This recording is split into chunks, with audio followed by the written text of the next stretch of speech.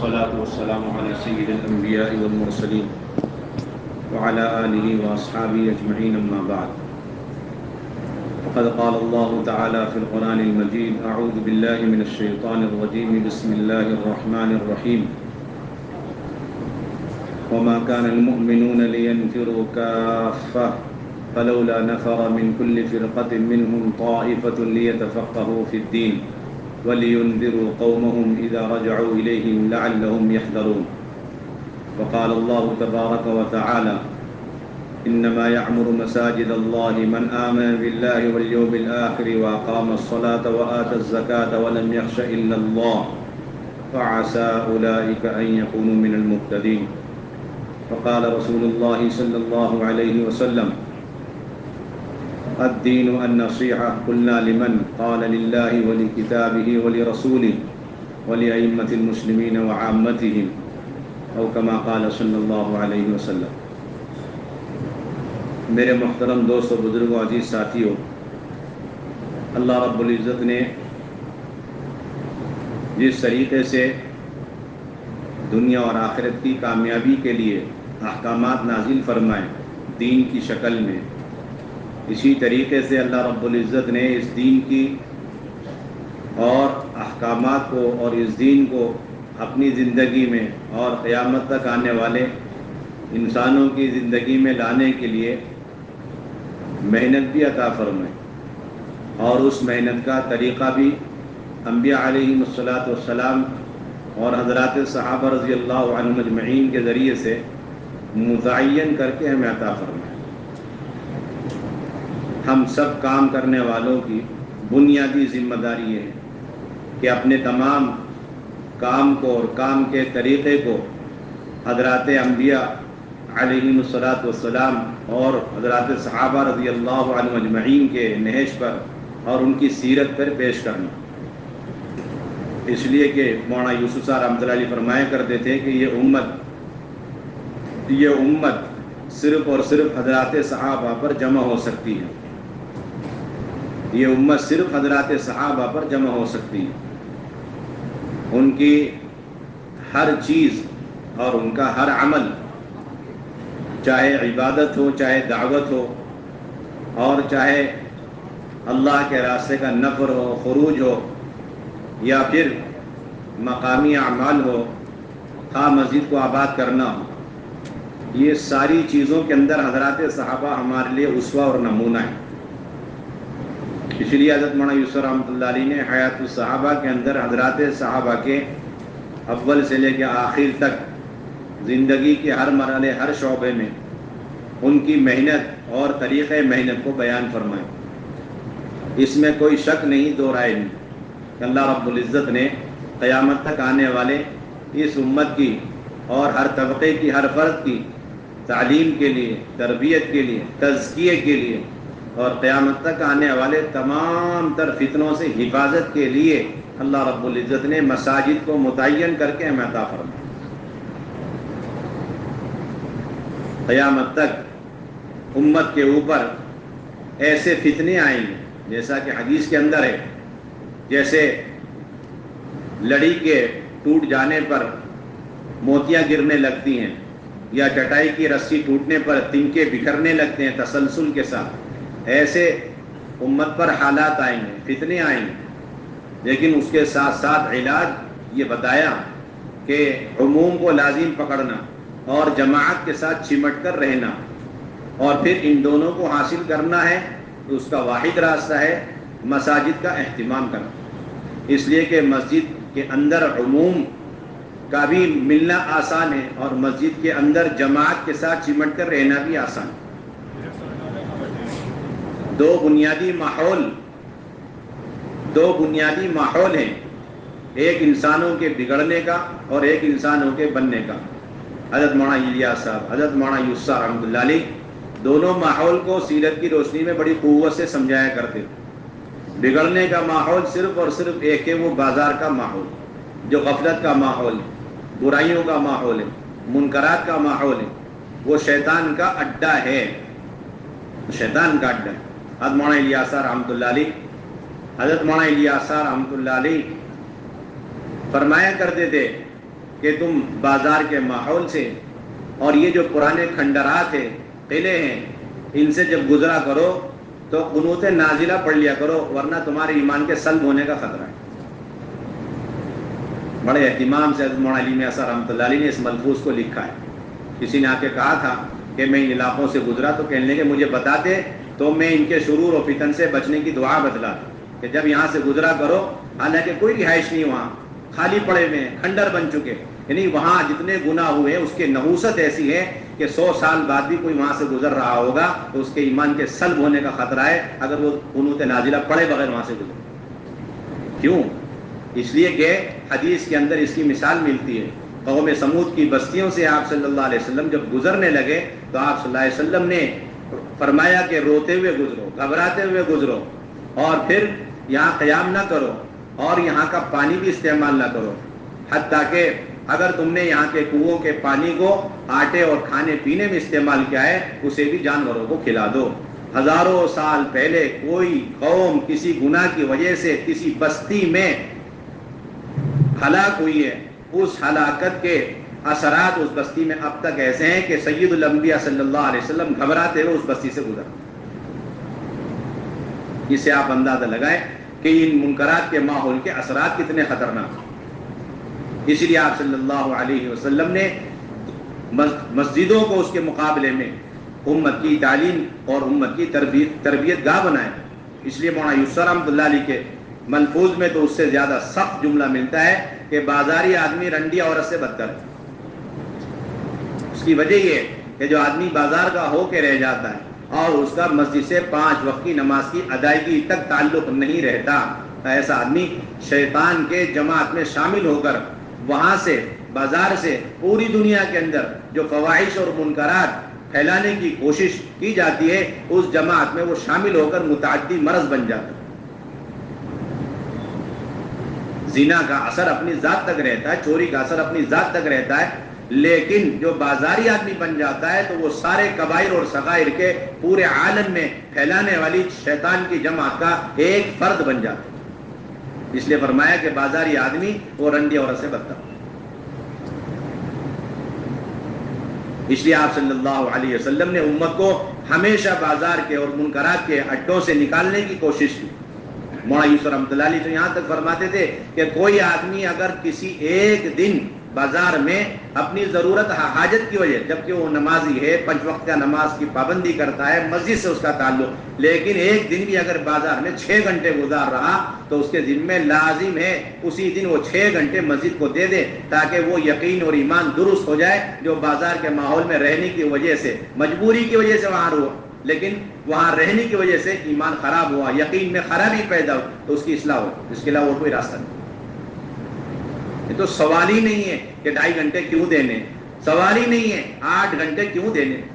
جب آپ صلی اللہ علیہ وسلم فجر سے لے کر مغرب تک تسلسل کے ساتھ ایمان کے حلقے، غیب کے حلقے، مغیبات کے تذکرے اپنی ذات سے خود فرما رہے ہیں حضرات صحابہ کو لے کر، تو ہماری کیا گنجائش رہ جاتی ہے؟ مسلم شریف کی روایت ہے کہ آپ صلی اللہ علیہ وسلم فجر کی نماز پڑھ کر کے منبر پہ تشریف فرما ہوئے اور پھر قیامت تک آنے والے فتنوں اور ان فتنوں کے علاج کے تذکرے آپ فرماتے رہے۔ حدیث کا حلقہ آپ نے لیا، غیب کا تذکرہ آپ فرما رہے، یہاں تک کہ ظہر کا وقت ہو گیا اور آپ صرف ظہر کی نماز ادا کرنے کے لیے نیچے تشریف لائے اور ادا کرتے پھر منبر پہ تشریف فرما ہوئے اور آپ نے دوبارہ حدیث بیان کرنی شروع کر دی اور قیامت تک آنے والے اس امت کے اوپر حالات اور پھر اس سے بچاؤ کے راستے، فتنوں سے بچنے کے اسباب وہ بیان کیے، یہاں تک کہ عصر کا وقت ہو گیا، عصر کی نماز ادا کرنے کے لیے آپ نیچے تشریف لائے اور ادا کرتے ہی آپ دوبارہ منبر پہ تشریف فرما ہوئے، پھر آپ نے حدیثیں بیان کرنی شروع فرمائی یہاں تک کہ مغرب کا وقت ہو گیا۔ مسلم شریف کی روایت، فجر سے لے کر کے مغرب تک آپ اپنی ذات سے غیب کے حلقے لے، قیامت تک آنے والے فتنے اور پھر ان سے حفاظت کے اسباب اور اعمال آپ اپنی امت کو تعلیم دے، اور اس کے ساتھ آپ نے پوری امت کو قیامت تک تعلیم دے دی کہ مساجد کے اندر کتنا وقت دینا چاہیے اور ان مساجد کے اندر بیٹھ کے کیا مذاکرے ہونے چاہیے۔ اس لیے مولانا یوسف رحمۃ اللہ علیہ کی بیان اور ملفوظ میں ملتا ہے کہ جو آدمی بازار سے آ کر مسجد میں نماز پڑھے، چاہے جتنا چاہے خضوع کے ساتھ نماز پڑھے، لیکن اس کے ساتھ ساتھ اگر ایمان کے حلقوں میں نہیں بیٹھا اور واپس چلے گیا، پہلے سے زیادہ اسباب کا یقین لے کر کے لوٹے گا، پہلے زیادہ اسباب کا یقین لے کر کے واپس لوٹے گا، اور پھر ایک وقت آئے گا کہ وہ اسی اسباب کے یقین کی وجہ سے اپنی نمازوں کو بگاڑے گا، اور پھر اتنی اس کی نماز بگڑے گی کہ یہ نماز اس کے لیے بد دعائیں دے۔ ہمارے اکثر فرماتے ہیں کہ ایک مسلمان کے معاش، ایک مسلمان کے اہل و عیال پر اس کی اس نماز کی بد دعا سب سے زیادہ لگا کرتی ہے جو اس نے اسباب کے یقین کی وجہ سے بگاڑا، کسی اور کی بد دعا نہیں لگتی۔ سب سے زیادہ اس کے ان بدعمالیوں کا اثر پڑتا ہے، اور برے اعمال کے اس کے اسباب پر لعنتیں ہوتی ہیں جسے اس نے اسباب کے یقین کی وجہ سے بگاڑا۔ اس لیے آپ صلی اللہ علیہ وسلم نے ہمیں دو بنیادی باتیں سکھلائی مسجدوں کی سطح پر۔ ایک تو امت کے لیے ایمان اور عقائد کو درست کرنے کے لیے ایمان کے حلقے قائم کرنا، غیب کے تذکرے کرنا، قیامت تک آنے والے حالات کے تذکرے، اور مسجد ہی کے ماحول میں اللہ کی بڑائی اور اللہ کی وحدانیت کو بولنا۔ حضرت مولانا یوسف رحمۃ اللہ علیہ فرمایا کرتے تھے کہ یہ مسجدیں یہ اللہ سے تعلق قائم کرنے اور عقیدے کو پختہ سے پختہ تر بنانے کی یہ ماحول ہے اور یہ جگہ۔ مسجدوں میں بیٹھ کر اللہ کی بڑائی بولتے وقت کسی بڑے صدر کا تصور نہ آ جائے۔ اگر کسی صدر کا تصور آ گیا تو فرماتے تھے کہ پھر اس کے اور کتے اور مچھر کے درمیان فرق نہیں ہونا چاہیے، اگر ہو گیا تو تمہارے ایمان میں فرق آ گیا۔ اللہ کے مقابلے میں ساری مخلوق تمہیں برابر نظر آنی چاہیے۔ اس لیے آپ دیکھیں گے کہ آپ صلی اللہ علیہ وسلم صحابہ کے مجمع سے بھی غیب کے تذکرے فرما رہے ہیں۔ آپ صلی اللہ علیہ وسلم ایک ایک فرد کو لے کر کبھی جنت کے کبھی دوزخ کے تذکرے آپ فرما۔ ایک صحابی آ کر کہنے لگے کہ جنت کے اندر ایک درخت ہوگا جس سے جنتیوں کو تکلیف پہنچے گی، اور وہ درخت بیری کا ہوگا۔ آپ صلی اللہ علیہ وسلم نے فرمایا کہ وہ اللہ رب العزت نے فرمایا کہ بے خار کی بیریوں میں جنتی لوگ مزے میں ہوں گے، اور ہر کانٹے کے بدلے اللہ رب العزت ایک پھل لگائیں گے، اور ہر پھل کے اندر 70 ذائقے ہوں گے، اور ہر ذائقہ دوسرے ذائقے سے جدا ہوگا۔ حیران ہو کر ان صاحب نے عرض کیا اس درخت کا سایہ کتنا وسیع ہوگا؟ آپ نے فرمایا کہ ایک کوا 1 مہینے تک مسلسل اڑ کر اس سائے کے منتہا تک پہنچ نہیں سکتی۔ وہ صاحب کہنے لگے اس کا تنا کتنا وسیع اور چوڑا ہوگا؟ آپ نے فرمایا ایک جوان اونٹ چلتے ہوئے بوڑھا ہو جائے اور پھر چلتے چلتے ہلاکت کے قریب ہو جائے، اتنا لمبا چل کر اس ایک درخت کے اس تنے کے ایک چکر کاٹنے سے وہ عاجز۔ اس درخت کا جو تنا ہوگا اس کا ایک چکر بھی وہ کاٹ نہیں سکتا۔ یہ آپ صلی اللہ علیہ وسلم کے اپنی ذات سے مسجد نبوی کے اندر ایک فرد کو لے کر جنت اور جنت کی نعمتیں اور ایک درخت، اس کا سایہ اور اس کے پھل، اس کے تذکرے آپ فرما۔ اور اللہ رب العزت نے مسجدوں کو کتنی تربیت کے اعتبار سے مساجد کے اندر کیا تاثیر رکھی ہے، اس کے لیے آپ دیکھیں گے دور نبوت میں کہ آپ صلی اللہ علیہ وسلم نے اسی غرض سے سخت دل اور پتھر دل لوگوں کو مسجد کے ماحول میں ٹھہرانے کا اہتمام فرمایا۔ آپ نہیں دیکھ سکتے ایسے سخت دل اور پتھر دل کسی اور راستے سے نرم ہوئے اور دین میں داخلے کا ان کے اندر داعیہ پیدا ہوا۔ ایک ہی عمل ملے گا کہ انہیں محض مسجد میں ٹھہرا دیا گیا۔ قبیل ثقیف کے لوگ اس کا اعلیٰ ترین نمونہ ہے۔ یہ وہ لوگ تھے جو کلمہ پڑھنا تو چاہتے تھے، لیکن ان کی شرطیں تھی کہ وہ فرائض اسلام ادا نہیں کریں گے۔ انہوں نے صاف انکار کیا، بلکہ انہوں نے یہاں تک درخواست کی کہ ہم 1 سال تک بت پرستی بھی چھوڑنا نہیں چاہتے، 1 سال کیا مہلت دیں۔ آپ نے صرف 1 مہینے کا موقع دیا، پھر زکوٰۃ سے صاف انکار کیا، اور رمضان کے روزوں سے انکار کیا، اور جہاد سے انکار کیا۔ آپ صلی اللہ علیہ وسلم نے ان کے دلوں کو نرم کرنے کے پیش نظر مسجد میں خیمہ لگا کر انہیں صرف ٹھہرایا کہ انہیں مسجد میں ٹھہراؤ بس۔ اب مسجد کے اندر 24 گھنٹے اعمال ہو رہے، حضرات صحابہ ان اعمال میں مشغول ہیں، اور ان اعمال کے درمیان یہ قبیل ثقیف کے لوگ بیٹھے ہوئے ہیں، دیکھ رہے ہیں، مشاہدہ کر رہے ہیں۔ روایتوں میں آتا ہے کہ چند دن رمضان کے گزرے اور انہوں نے رمضان کے روزے خود بخود رکھنے شروع کر، نمازیں شروع کر، دین کے سارے فرائض کو انجام دینے کے لیے اندر سے طبیعتیں آمادہ ہو گئیں۔ یہ صرف مسجد کے ماحول کا اثر تھا اور کوئی اس کے علاوہ اثر نہیں۔ آپ نے اس کے علاوہ کوئی کوشش کی؟ روایت میں کہیں نہیں ملتا کہ اس کے علاوہ آپ نے ان پر کوئی سختی کی ہو، جبر کیا ہو، یا انہیں الگ سے کوئی نصیحتیں کی ہوں، کچھ نہیں ملتا۔ روایت میں ملتا ہے کہ جب انہوں نے اتنے سخت شرائط لگا کر ایمان میں داخلے کی آپ سے بات کی تو آپ نے ان کے جواب میں کچھ نہیں فرمایا، آپ نے ان کے لیے خصوصیت کے ساتھ مسجد میں خیمہ لگایا اور صرف انہیں مسجد میں ٹھہرانے کا آپ نے اہتمام کیا۔ معلوم یہ قیامت تک اس قسم کے وہ مسلمان تو کلمہ گو ہیں اور توحید کا اقرار کر چکے ہیں، لیکن اس دین کو ناقابل عمل سمجھتے ہیں اور فرائض اسلام پر آمادہ نہیں ہیں۔ ان کا علاج واحد سیرت کی روشنی میں یہ ہے کہ آپ کسی طرح بس خوشامد کر کے انہیں مسجد کے چار دیواری میں تھوڑا یا زیادہ وقت لانے کی کوشش کریں۔ فرشتوں کے پروں کے اثر سے اور مسجد کے اس ماحول سے، ایمان اور علم کے حلقوں سے ان کے دل کی سختی کو اللہ تعالیٰ نرمی سے بدلے، وہ اندر سے آمادہ ہو جائیں گے تمام فرائض اسلام کو انجام دینے کے۔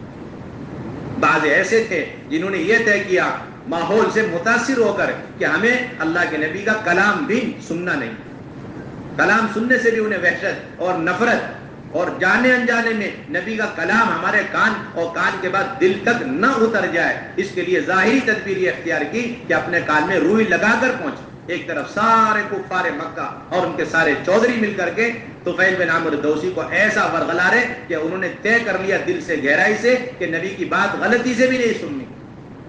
ایک طرف یہ ساری کوشش باہر کی، اور دوسری طرف جیسے وہ حرم شریف میں داخل ہوتے ہیں، اللہ کے نبی صلی اللہ علیہ وسلم کو حرم کے شریف کے اندر نماز کے اندر قرآن کی تلاوت کرتے ہوئے دیکھتے اور سنتے ہیں، ان کے دل میں یہ بات فوراً پیدا ہوتی کہ مجھے ان کی بات سننی چاہیے، اگر بات حق ہے تو اسے قبول کرنا چاہیے، اگر غلط ہے تو اس کو انکار کرتے ہیں۔ یہ داعیہ مسجد میں قدم رکھتے ان کے اندر پیدا ہوا ہے، وہاں ظاہری اور کوئی شکل نہیں، کوئی سبب نہیں۔ چنانچہ وہ اپنے کان سے روئی کو نکالتے ہیں، نبی کا کلام سنتے ہیں اور متاثر ہوتے ہیں، اور نبی کے پیچھے پیچھے جا کر پوچھتے ہیں کہ آپ کی یہ جو باتیں ہیں اس کے اندر داخل ہونا، اسے مجھے اپنانا ہے، اس کے لیے مجھے کیا کرنا ہے؟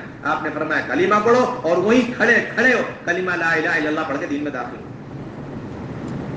اور داعی بن کر گئے ہیں، اور 15 سال کی محنت کے نتیجے میں تقریباً 80 گھرانے ان کی برکت سے دین میں داخل ہوئے، جس میں امام المحدثین حضرت ابو ہریرہ رضی اللہ تعالی عنہ۔ ایسا آج بھی طبقہ موجود ہے جو علماء سے، دینداروں سے اور دین سے متنفر ہے، وہ سننا تک نہیں چاہتے، دیکھنا بھی پسند نہیں کرتے۔ ان کا علاج بھی دور نبوت کے ذریعے ہمیں معلوم ہو گیا کہ انہیں صرف مسجد میں لانے کی دیر ہے، آپ مسجد میں لے آؤ، مسجد میں آنے جانے کا سلسلہ قائم کرو۔ مساجد کے تعلق کی وجہ سے، مساجد کے تعلق کی وجہ سے کس طرح باہر کے فتنوں سے حفاظت ہوتی ہے۔ آپ غور کریں گے، حضرت مولانا یوسف رحمۃ اللہ علیہ نے بڑا عجیب واقعہ آیت صاحبہ میں لکھا کہ ایک نوجوان دور فاروقی میں انتہائی مسجد سے تعلق والا، اور حضرت عمر کا بھی بڑا چہیتا، ہر وقت مسجد میں، اعمال میں، عبادت میں، صرف اپنے والدین کی خدمت کے لیے مسجد سے باہر نکلتا، راستے میں ایک بدکار عورت کا مکان اور گھر پڑتا تھا، اور وہ پوری کوشش کرتی تھی اس نوجوان کو گمراہ کرنے کی۔ ایک مرتبہ یہ نوجوان بہک گیا اور عورت آگے آگے اور یہ نوجوان پیچھے پیچھے۔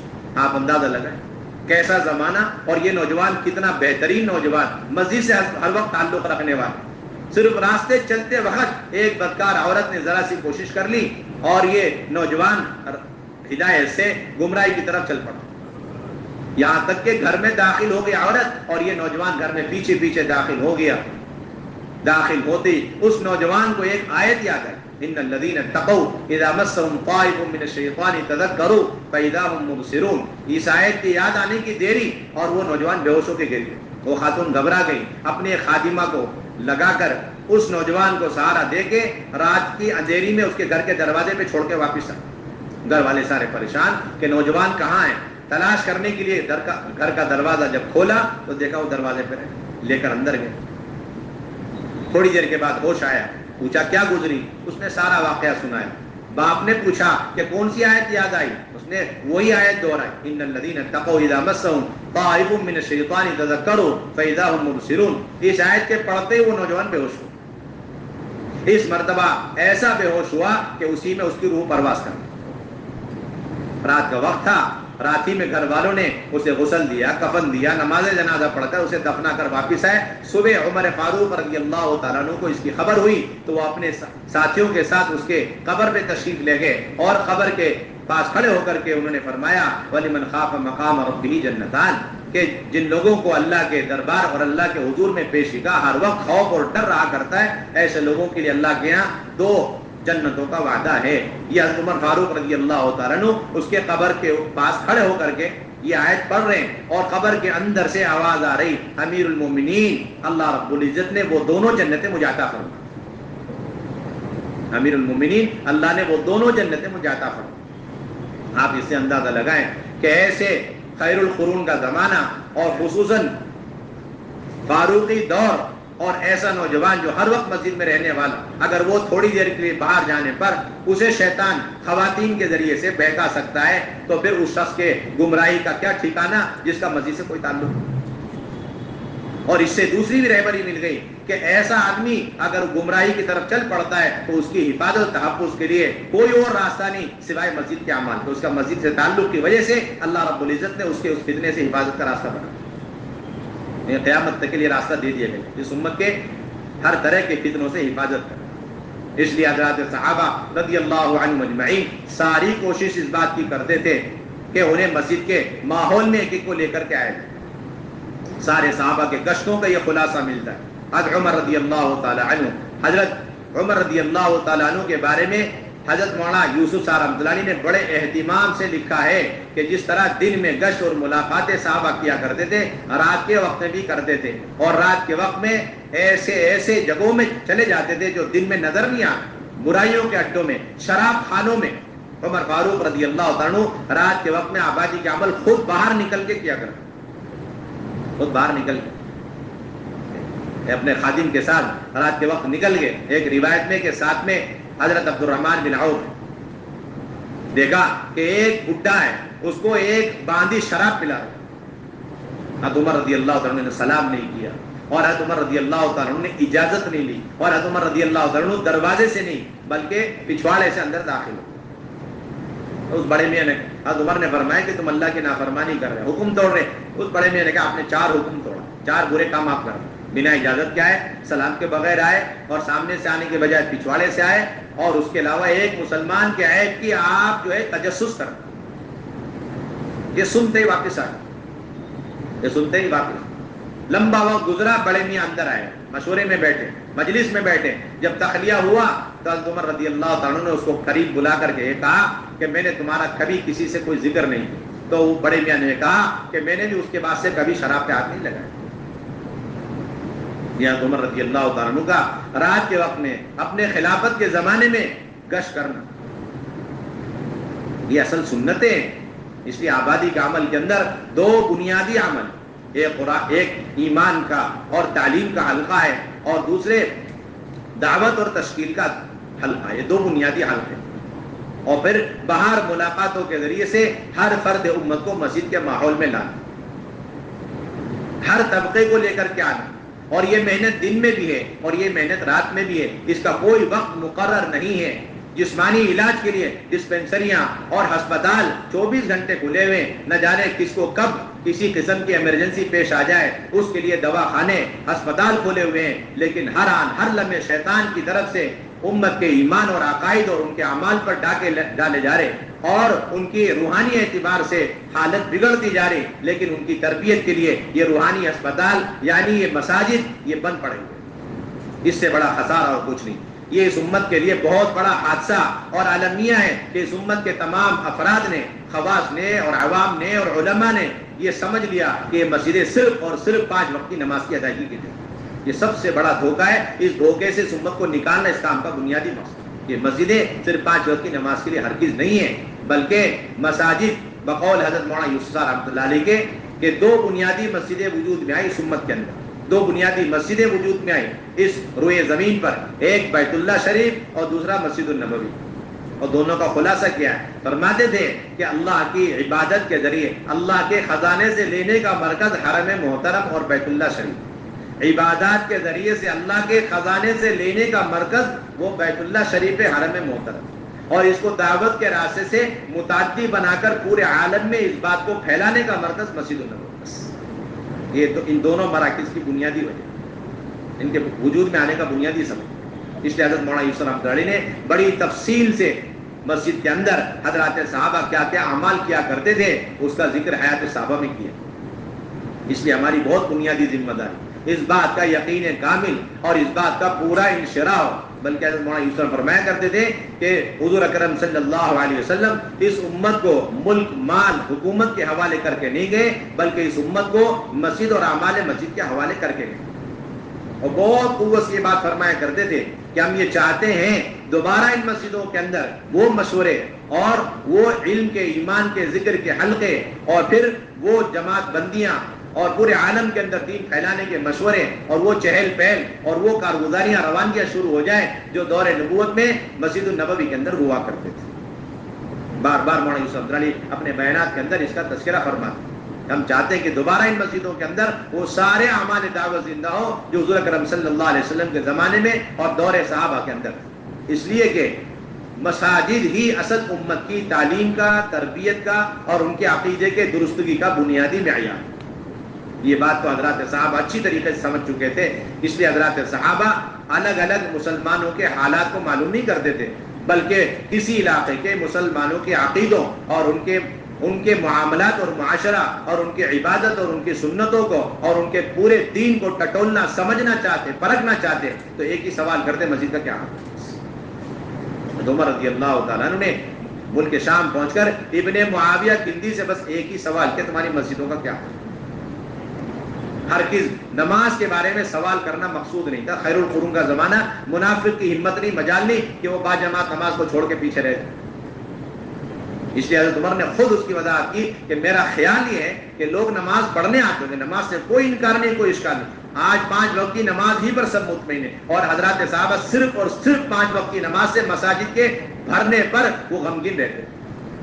آج کے مسلمان اور کام کرنے والے مسجدیں 100% 5 وقت کی نمازوں سے مصلیوں سے بھری ہوئی ہے، اسی سے اور حضرات صحابہ 5 وقت نماز میں مساجد کے بھر جانے سے کبھی مطمئن نہیں، ہمیشہ غمگین اور پریشان. اور انہوں نے یہ کہا کہ لوگ آتے ہوں گے، نماز ضرور پڑھتے ہوں گے، لیکن نماز پڑھنے کے بعد اگر اپنی جان پہچان کے لوگ ہوتے تو ان کے ساتھ بیٹھا کرتے، ورنہ اٹھ کر کے چلے جاتے. ابن معاویہ کندی رحمۃ اللہ علیہ نے فرمایا کہ نہیں امیر المومنین، ہماری ان مساجد کے اندر بے شمار حلقے لگتے ہیں جس کے اندر یہ آنے والے نمازی اہتمام کے ساتھ بیٹھتے. یہ سن کر حضرت عمر رضی اللہ تعالیٰ عنہ نے فرمایا کہ تم لوگ خیر پر رہو گے جب تک تمہاری مساجد کے اندر یہ سلسلے، جب تک تمہاری مساجد کے اندر یہ سلسلے. اس لیے ہماری پہلی اور بنیادی ذمہ داری اپنی مساجد کو مسجد النبوی کے طرز پر لانا ہے. بقول مولانا الیاس رحمۃ اللہ علیہ کے مسجد النبوی بمنزل ماں کے ہے، دنیا بھر کی قیامت تک کی ساری مسجدیں یہ بمنزل بیٹیوں کے. اور اس کام کا بنیادی مقصد ان تمام مساجد کو اعمال کے اعتبار سے مسجد النبوی کے نقشے پر لانا. اس کے علاوہ ہمارا اور کوئی مقصد، اس کے علاوہ اور کوئی مقصد. ہر فرد امت کا تعلق مسجد سے اور مسجد کے اعمال سے براہ راست قائم ہے. اور پھر 2 اعتبار سے مسجد سے ہمیں فائدہ اٹھانا ہے، ایک اپنے ایمان اور عقیدوں کے اعتبار سے اور دوسرے مسائل کے اعتبار سے. اس لیے گشت کر کے، محنت کر کے، ملاقاتیں کر کے جب مسجد میں لایا جائے تو انہیں غسلہ کر کے اور ضرورت پڑے وضو کرا کر کے اور پھر ضرورت پڑے کپڑے بدلوا کر اہتمام کے ساتھ نماز ادا کروانا، یہ فرائض کو زندہ کرنے کی محنت ہے. دور نبوت میں آپ دیکھیں گے جو بھی باہر سے آتا سب سے پہلے فریضہ ادا کرتا. حضرت ابوبکر رضی اللہ تعالیٰ عنہ مسجد میں بیٹھے ہوئے، آپ صلی اللہ علیہ وسلم کی مجلس سے ایک صاحب کلمہ پڑھ چکے اور پھر مسجد میں داخل ہونے لگے. صدیق اکبر رضی اللہ تعالیٰ عنہ نکل کر باہر تشریف لے گئے اور معانقہ کیا اور خوشخبری سنائی کہ ہمیں پہلے سے معلوم ہو گیا کہ تم کلمہ پڑھ کے دین میں داخل ہو چکے. یہ سنتے ہی وہ کہنے لگے کہ مجھے بھی معلوم ہے کہ اب سب سے پہلا فریضہ نماز ہے، لیکن مجھے وضو نہیں آتی، آپ مجھے وضو سکھا دیں. تو حضرت ابوبکر رضی اللہ تعالیٰ عنہ انہیں لے کر سب سے پہلے وضو سکھلا. کیا کرنا؟ وضو سکھلا. واصلہ بن اسحار رضی اللہ تعالیٰ عنہ پہنچے مدینہ طیبہ میں، دیکھا کوئی بھی مرد مدینے میں نہیں ہے، سب کے سب نماز میں مسجد النبوی میں مجتمع ہیں. چنانچہ وہ سیدھے مسجد پہنچ کے سب سے پہلے انہوں نے نماز ادا کی. اس لیے بنیادی ذمہ داری نماز سے فارغ ہو گئے. اب اس کے بعد ان کو ان حلقوں سے گزارنا، ایمان کے حلقوں میں بٹھانا ہے اور انہیں دعوت دے کر کے دینی ذہن بنانا، دین کے منافع سمجھانا، ان کی تشکیل کرنی، اور وقت زیادہ ہے تو ان کا کلمہ بھی سنیں گے، وضو بھی صحیح کرائیں گے، اور نماز کا ڈھانچہ اور نماز کے اندر کی دعائیں، سورتیں، اتحیات، دعائے قنوت، اور اس کے علاوہ بھی جو بنیادی نماز سے متعلق چیزیں ہیں وہ بھی ہم سکھلائیں گے۔ ایسے تمام بنیادی مسائل کو سکھلانا ہر ایک کی ذمہ داری ہے، جسے وہ اللہ کے راستے میں نکل کر وہ سیکھ چکے ہیں۔ یہ نہیں کہ یہ بنیادی چیزیں ہم نہیں سکھلائیں گے، یہ سکھلانا صرف علماء کا کام نہیں۔ آپ وضو سکھلا سکتے ہیں، وضو کے اندر کے 4 فرض آپ سکھلائیں گے، وضو کے اندر کی سنتیں آپ سکھلائیں گے، جس طرح آپ جماعتوں میں جا کر اپنے 10 ساتھی کو سکھلاتے ہیں۔ یہ چیزیں بدیہی ہیں، ضروریات دین میں سے، اسے آپ مختلف صحبتوں میں رہ کر، قرآنوں سے اور بعض مرتبہ علماء سے سیکھ کر اپنے عمل کو درست کر چکے ہیں۔ یہ ان تمام مسائل کے حل کا آپ کو اپنی ذات سے لگانا، یہ آپ کی ذمہ داری ہے۔ نماز کے اندر باہر کے فرائض ہمارے اکثر ساتھی جانتے ہیں، ان کی ذمہ داری ہے وہ خود سکھلائیں۔ نماز کی سنت یہ سکھلائیں، نماز کے اندر کے الحمد شریف 4 سورتیں یہ سکھلائیں۔ ہاں، اس کے آگے جو باریک چیزیں ہیں وہ ہم علماء اکرام کے حوالے کریں، اگر علماء موجود ہے۔ اسی لیے کہا جاتا ہے کہ علماء اکرام سے درخواست ہے کہ وہ حضرات بھی اپنا قیمتی وقت مسجد کو دیں، تاکہ امت کی جہالت کا علاج ہو جائے۔ ہم جتنی چاہیں دوسرے طریقوں سے امت کی تعلیم کا اہتمام اور انتظام کرتے رہیں، ان تعلیمات کا اور ان کی افادیت کا ہمیں پورا اقرار ہے، کہیں سے کہیں تک کوئی انکار نہیں، لیکن اس کے ساتھ ساتھ اس بات سے بھی ہمیں انکار نہیں ہے، کلی طور پر اعتراف ہے، یہ سارا تعلیمی نظام، اس کے فوائد یہ محدود ہیں، امت کے مخصوص طبقے تک اس کا فائدہ پہنچتا ہے، ورنہ امت کا 90-95% ہماری اس تعلیمی نظام کے ذریعے علم حاصل کرنے سے محروم۔ اس لیے علماء کرام جہاں مدارس کا نظام لے کر کے چل رہے ہیں، ان سے خصوصی درخواست ہے ان تمام تعلیمی نظام کو برقرار رکھتے ہوئے، اہتمام کرتے ہوئے، مخصوص وقت نکال کر مسجد میں امت کے ہر فرد کو تعلیم دینے کا اہتمام فرمائے۔ اس لیے حضرت مولانا یوسف صاحب رحمۃ اللہ علیہ نے بہت اچھی بات فرمایا کہ ہم یہ نہیں کہتے کہ شیخ الحدیث حضرات ایسے قسم کے لوگ اپنے درس بخاری کو چھوڑ دیں اور اتحیات کی تعلیم دینے لگیں، یہ ہم نہیں چاہتے۔ ہم یہ چاہتے ہیں کہ جس طرح بخاری کے درس کی اہمیت ہمارے دلوں کے اندر ہے، اس سے کم اہمیت اتحیات کی تعلیم کی مسجد کی سطح پر نہیں ہونی چاہیے۔ بات سمجھنے کی بہت گہری بات ہے۔ جس طرح بخاری کے درس کی اہمیت ہمارے دلوں کے اندر پیوست ہے، اسی طریقے سے اتحیات کی تعلیم مسجد کی سطح میں بیٹھ کر ایک عام سے عام آدمی کو اتحیات کی تعلیم دینے میں، اتحیات کی تعلیم کی اہمیت بھی ہمارے دلوں کے اندر اس سے کم اہمیت نہیں ہونی چاہیے۔ کیونکہ اللہ کے نبی صلی اللہ علیہ وسلم کی سیرت اور زندگی ہے کہ آپ منبر پہ تشریف فرما ہو کر کے ایک ایک اتحیات کی تعلیم دے رہے ہیں۔ موطا امام مالک کی روایت ہے کہ حضرت عمر رضی اللہ تعالیٰ عنہ منبر پہ تشریف فرما ہو کر ایک ایک کو اتحیات کی تعلیم دے رہے ہیں۔ دیکھو کیا کریں، اتحیات کی تعلیم دے رہے ہیں۔ اس لیے اس کام کا بنیادی مقصد کہ ہر مسجد مدرسہ بنے اور ہر عالم معلم بنے۔ بے شمار علماء ہیں، بے شمار علماء کا طبقہ ہے جو مدرسوں کے اندر تعلیمی سلسلے لے کر نہیں چل رہے، یہاں تک کہ مکاتب سے بھی جڑے ہوئے نہیں، یہاں تک کہ امامت بھی نہیں، اپنا کوئی بھی سلسلہ ان کا ہے۔ ایسے حضرات بھی اگر اپنا کچھ قیمتی وقت مسجدوں کو دے دیں اور امت کے عام طبقے کے ساتھ بیٹھ جائیں اور ان کے عقائد کی فکر کر لیں اور ان کو ضروری مسائل سکھلا دیں اور عملی طور پر اپنی صحبت میں رکھ کر یہ موٹے موٹے مسئلے، تو امت کے عام طبقوں کے اندر سے جہالت 100% ختم ہو، ورنہ اس کے علاوہ کوئی اور راستہ ہی نہیں، امت کی جہالت کا کوئی علاج نہیں۔ آپ صلی اللہ علیہ وسلم کی تعلیم سب سے اعلیٰ معیاری تعلیم ہے، قیامت تک کے لیے آپ کی تعلیم ہی نمونہ ہے۔ آپ کی تعلیم سے بڑھ کر کوئی تعلیم قیامت تک نہیں آ سکتی، کوئی تعلیم مؤثر نہیں ہو سکتی۔ اس لیے مولانا یوسف رحمۃ اللہ علیہ فرما گئے یہ بات کہ حضور صلی اللہ علیہ وسلم کے انتقال کے بعد اس امت کے تمام طبقات کی تعلیم کے لیے اور تربیت کے لیے ہر دور میں، ہر زمانے میں علماء نے، محدثین نے اور قطب ابدال اولیاء اللہ نے، سب نے مل کر کے ہر دور میں، ہر زمانے میں تعلیم کے لیے جتنے طریقے اختیار کیے گئے اور تربیت کے لیے جتنے طریقے اختیار کیے، ان سب کے اندر وہ نور، تربیت، تزکیہ نہیں جو اللہ کے نبی صلی اللہ علیہ وسلم کے استنجے کے ایک ادب کے اندر۔ اس کے اندر کیوں کہ یہ استنجا کا ادب اللہ کے نبی کی ذات سے براہ راست جڑا ہوا منسوب، اور وہ سارے طریقے اپنے تجربے کے. اس لیے مولانا الیاس رحمۃ اللہ علیہ فرما کر گئے کہ حوادث زمانے نے تعلیمی سلسلے کو مزید باہر نکالا.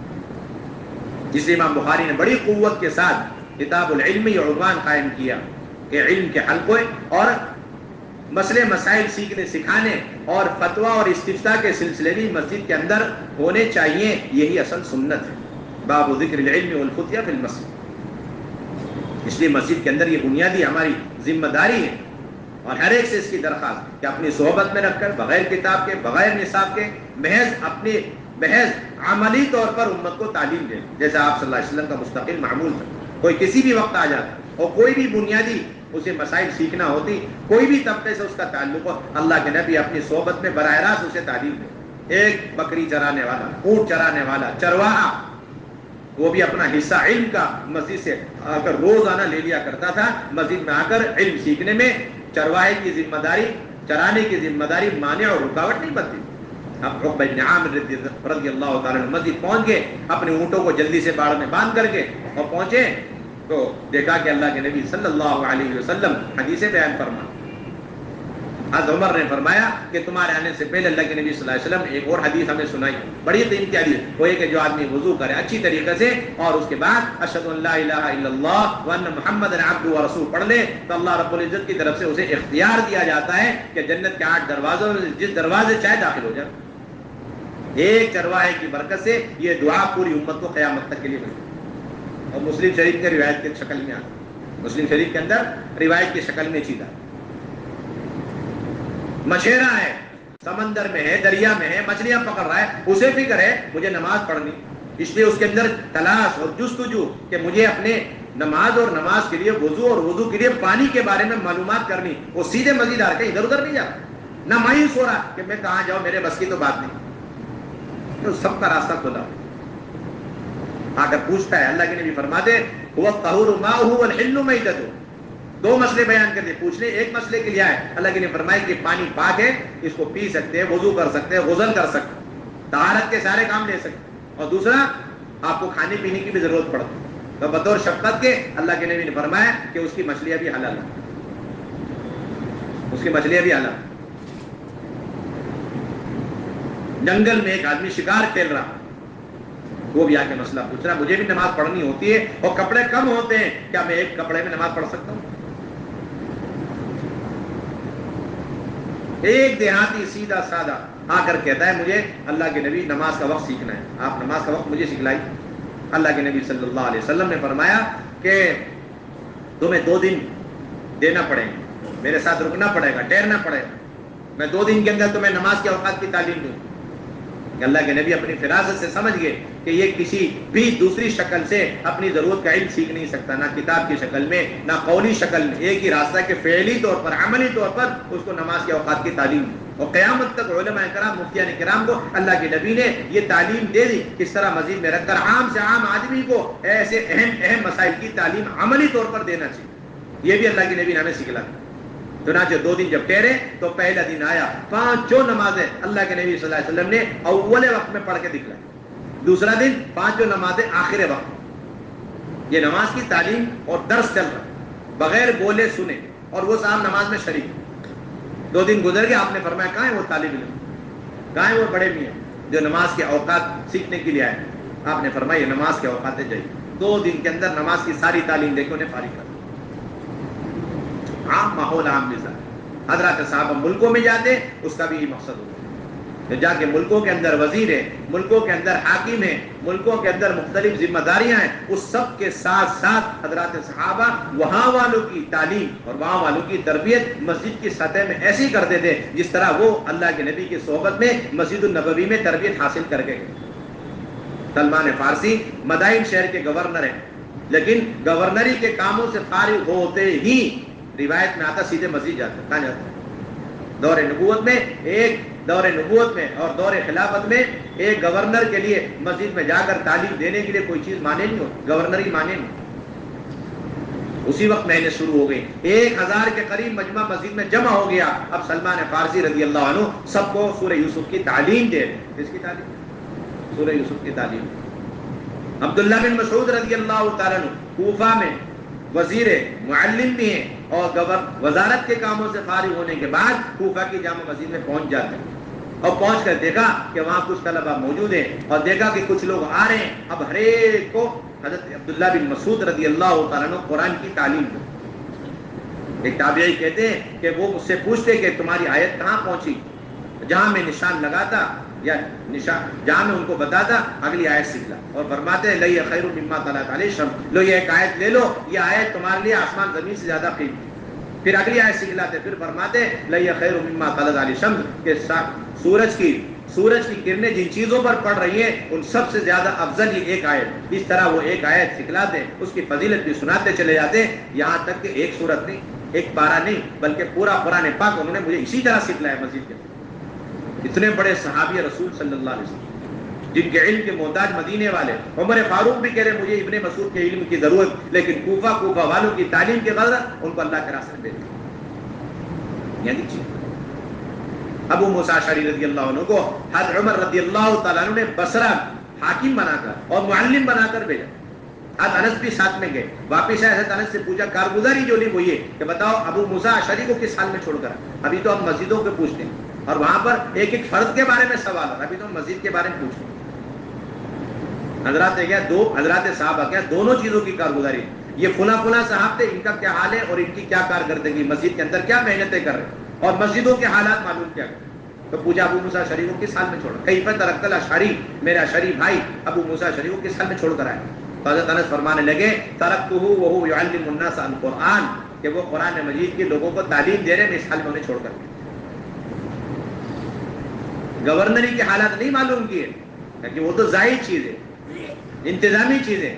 اصل ان لوگوں کا ان ملکوں میں جانا, وہ وہاں والوں کی تعلیم تربیت اور ان کو جہالتوں سے نکالنا, اور اس کے لیے مسجد اور مسجد کے اعمال اس کی یہ لوگ کتنی پابندی کر رہے ہیں, اس کی کارگزاری خلافت راشدہ میں لی جاتی. اس لیے ہماری بہت بنیادی ذمہ داری 24 گھنٹے اپنی مساجد کا نظام قائم کرنا ہے. دن کا بھی سلسلہ ہے, رات کا بھی سلسلہ ہے. ایک طبقہ تو ایسا ہر مسجد میں تیار ہو جائے جو زیادہ سے زیادہ وقت صحابہ کے نیز پر مسجد میں دینے والا بن جائے, جس کے اندر علماء بھی ہوں اور عام امت کے طبقے والے بھی. اور رات کا تو بہت اہم وقت ہے, خصوصاً جتنے بھی شہر کے علاقے ہیں اس کے اندر رات کے وقت میں جو محنت ہو سکتی ہے دن کے اندر اتنی محنت نہیں ہو سکتی. دن کی محنت سے رات کی محنت کم نہیں. سارے نوجوان طبقے, مختلف قسم کے طبقے کے لوگ وہ سارے رات کے وقت میں ملتے ہیں. آپ جتنی چاہے محنت کر لیں, آپ جتنی چاہے محنت کر لیں. اس لیے حضرت عمر رضی اللہ تعالیٰ نے مدینہ طیبہ میں رات میں بھی گشت کا سلسلہ رکھا. کس کا سلسلہ رکھا؟ منکرات سے روکنا یہ بھی امت کی حاجت ہے, اور کوئی بھوکا پیاسا ہے جا کر کے ان کی حاجت روائی یہ بھی امت کی حاجت. حضرت عمر سے دونوں گشت ثابت ہے. امت کی ہر حاجت کو پورا, سب سے بڑی حاجت امت کو معروفات پر لانا, منکرات سے روکنا. اس سلسلے میں بھی حضرت عمر گشت کرتے ہوئے آپ کو مدینہ طیبہ میں رات میں ملیں گے. اور اسی طریقے سے کوئی بوڑھی عورت آئی ہے, اس کے بچے رو رہے بلک رہے پیاس اور بھوک کی وجہ سے, ان کی بھی حاجت ضرورت پوری کر رہے ہیں. اس غرض سے بھی گشت ہو رہا. گشت کسی فائدے سے خالی نہیں, امت کو نفع پہنچانا, دینی ہو دنیاوی. رات کے وقت میں بھی تعلیم کے سلسلے مسجد نبوی میں ایسے لگا کرتے تھے کہ ابو موسیٰ اشعری رضی اللہ تعالیٰ فرماتے ہیں کہ ایک مرتبہ میں بصرہ سے آیا مدینہ طیبہ, تو عشاء کی نماز سے فارغ ہوا تو حضرت عمر رضی اللہ تعالیٰ نے میرا ہاتھ پکڑ لیا اور کہہ رہے بیٹھو بیٹھ کر کے ہم تھوڑے سے مذاکرے کریں گے اور مسئلے مسائل کے تذکرے کریں گے. کہتے ہیں کہ امیر المومنین نے مذاکرہ شروع کیا, مسائل کا مذاکرہ, علم کا مذاکرہ. کہتے ہیں کہ مذاکرہ چلتا رہا اور دیکھتے دیکھتے فجر کی اذان کی آواز آنے لگی. کس کی آواز آئی؟ فجر کی اذان کی. یہ سارے واقعات حضرت مولانا یوسف نے حیات الصحابہ میں اہتمام سے نقل کیے تاکہ ہمیں معلوم اور قیامت تک معلوم ہمارا دستور کیا ہے اور ہمارا میدان ہمارا طریقہ کار کیا ہے اور ہم چاہتے کیا ہے. اس بات کا یقین ہو جانا چاہیے کہ امت کی تعلیم, امت کی تربیت اور امت کی 100% اصلاح اور امت کی 100% تمام تر فتنوں سے حفاظت, اس کا دار و مدار اور اس کی بنیاد اور اساس صرف مسجد کا ہے. ہماری ساری محنت کا خلاصہ, کوئی فرد اس امت کا ایسا نہ رہے جس کا تعلق مسجد سے قائم ہے. ہر جگہ پہنچنا ہے اور ہر حال میں پہنچنا ہے. مشغول سے مشغول ترین لوگوں سے ملاقات کرنا. یہ بھی غلط فہمی ہے کہ بھائی ملاقاتیں کریں گے لیکن جو فارغ لوگ ہیں ان سے کریں گے. پتہ نہیں کہاں سے یہ بات چلا تھی. حالانکہ ابو ہریرہ رضی اللہ عنہ مشغول ترین لوگ کاروبار کے موقع پر، جو کاروباری لوگ انتہائی مشغول ہیں، ان پر جا کے تعلیمی گشت کر رہے ہیں اور انہیں اٹھا کر کے لا رہے، تم یہاں بیٹھے کیا کر رہے ہیں؟ اللہ کے نبی کی میراث وہاں مسجد میں تقسیم ہو رہی ہے، ان پر گشت کیا حضرت عمر رضی اللہ۔ اب جو مسجد آ جائے اس کی چاروں لائن کی تشکیل اہتمام کے ساتھ، ایک تو اللہ کے راستے میں نکلنے کی تشکیل، ہر سال 4 مہینے، ہر سال 4 مہینے کی تشکیل انتہائی قوت کے ساتھ، اور دوسرے نمبر پہ مسجدوں کو 8-8 گھنٹے دے دیں، وہ کم وقت دے دے کوئی حرج کی بات نہیں، اب اس وقت کو متعین کر کے، نام متعین کر کے اہتمام سے وصولی جماعت جائے، چاہے وہ پرانا ساتھی ہو چاہے نئے ساتھی۔ حضرت عمر رضی اللہ تعالیٰ عنہ کے ساتھ نماز پڑھنے والے ایک صاحب اسلم نظر نہیں آئے فجر کی نماز میں، حضرت عمر ان کی وصولیابی اور ان کی تشکیل اور ان کی فکر میں وہاں تک پہنچے۔ اللہ کے نبی صلی اللہ علیہ وسلم تفقد فرما رہے فلاں صاحب نظر نہیں آ رہے، کیا بات؟ حتیٰ کہ خواتین ایک دوسرے سے پوچھ رہی۔ ام سلمہ رضی اللہ تعالیٰ عنہ نے ایک اور ام سلمہ خاتون سے پوچھا، کیا بات ہے تمہارے شوہر نظر نہیں آ رہے؟ انہیں کیسے پتہ چل گیا؟ ام سلمہ رضی اللہ تعالیٰ عنہ اپنی ایک اور سہیلی ام سلمہ، ان سے پوچھ رہے کیا بات تمہارے شوہر مسجد میں نظر نہیں آ رہے؟ انہیں کیسے پتہ چلا؟ کہ ام سلمہ کو اپنے شوہر حضرت طلحہ کے ذریعے معلوم ہوگی، تو معلوم ہی ہو مسجد کے سارے حالات آ کے سنا رہے، کون مسجد میں حاضر غیر حاضر، اس کے بھی تذکرے خواتین کے پاس موجود۔ تو انہوں نے کہا میں کیا کروں، میرے شوہر فلاں معرکے سے واپس بھاگ کر کے آ گئے۔ اب یہ جب بھی مسجد میں جاتے ہیں سب کے سب کہتے ہیں یا فرار ہے بھگوڑے ہے بھگوڑے، اس وجہ سے وہ گھر ہی بیٹھ گئے، وہ باہر نہیں نکلتے۔ اندازہ لگائی کیا ماحول گھر گھر، کیا خواتین کا کیا ماحول، ایک ایک چیز کی کارگزاری مکمل، بنیادی چیز۔ اس لیے اہتمام کے ساتھ وصولیابی کی جماعت بنائی ہے، ان کو لے کر کے محنت کرنا۔ ایک آدمی بھی ہے تو سب سے پہلے محنت کرے، اور محنت کر کے اپنے افراد تیار کرے، اور تیار کر کے پھر اس کے بعد اپنی مکمل محنت کر کے واپس۔ یہ جو کہتے ہیں کہ ایک آدمی میں کیا کروں، ایک آدمی آپ اپنا ساتھی تیار کرو، ایک آدمی آپ اپنی تیاری کرو۔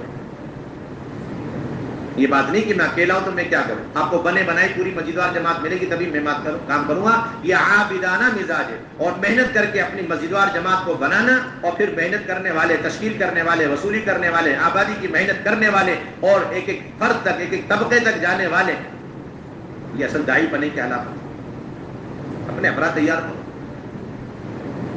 یہ سوچ ہی غلط ہے کہ ہمیں مسجدوار جماعت بنی بنائی مل جائے اس میں کام کروں گا، اور اگر گیا مسجد خالی ہے کوئی بھی نہیں ہے تو میں کیا کروں، میں بھی بیٹھ گیا۔ یا بعض بڑی حکمت سے کام لیتے ہیں کہ اپنے ذمہ داروں سے ہفتواری مشورے کر دیں، اور وہ ذمہ دار حضرات بھی ایسی نامناسب رائے دیں، ٹھیک ہے آپ میری مسجد میں آ جائیے۔ اس طرح 10 مسجد کے سارے ساتھی مضبوط وہ سب کے سب ایک مسجد میں جڑ جاتے ہیں، اور ایک مسجد مضبوطی سے سارے کام کر رہی ہے، اور کہتے ہیں کہ دوسری مسجدیں کمزور ہے۔ ہم کہتے ہیں کہ سب سے زیادہ کمزور مسجد یہی والی جس میں سارے قرآن اکٹھے ہوئے بیٹھے ہیں۔ سب سے 1 نمبر کی کمزور مسجد وار جماعت وہ ہے جہاں سارے قرآن اکٹھے ہو چکے، کیونکہ یہ ان 9 مسجدوں کے کمزور ہونے کا ذریعہ یہی مسجد ہے۔ یہاں سے کمزوری 9 مسجد میں جا رہی ہے۔ سمجھ میں نہیں آ رہی، آ رہی سمجھ، اللہ کرے سمجھ میں آ رہی۔ یہی مسجد ہے جہاں سے پوری کمزوری 9 کی 9 مسجدوں میں جا رہی ہے۔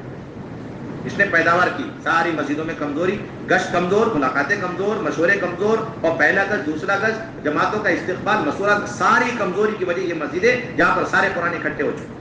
ہونا یہ چاہیے مضبوط مسجدوار جماعت وہ کہلاتی ہے کہ جہاں سے ایک پرانا ساتھی تیار کیا جائے، اور دیکھا گیا کہ قریب کی مسجد قابو میں نہیں آ رہی، دوسرے گشتوں کے ذریعے، ملاقاتوں کے ذریعے، 8 گھنٹے کی محنت کے نتیجے میں، تو اپنا ایک ساتھی تیار کر کے پھر اس کو اس مسجد میں طے کر دیا جائے، تعینات کر دیا جائے کہ اب آپ کو یہ محنت کا میدان دے دیا گیا، آپ کی مسجدوار جماعت کو آپ کو وہیں بنانا ہے، وہیں گشت کو وجود میں لانا ہے، پہلا گشت دوسرا گشت، وہیں پر مشورہ، وہیں پر تعلیم، اور وہیں سے سیروزہ کی جماعت، چلے کی 4 مہینے کی جماعت، اور مستورات کا سارا کام جمائے بغیر آپ کو دوبارہ ادھر واپس آنے کی اجازت ہے۔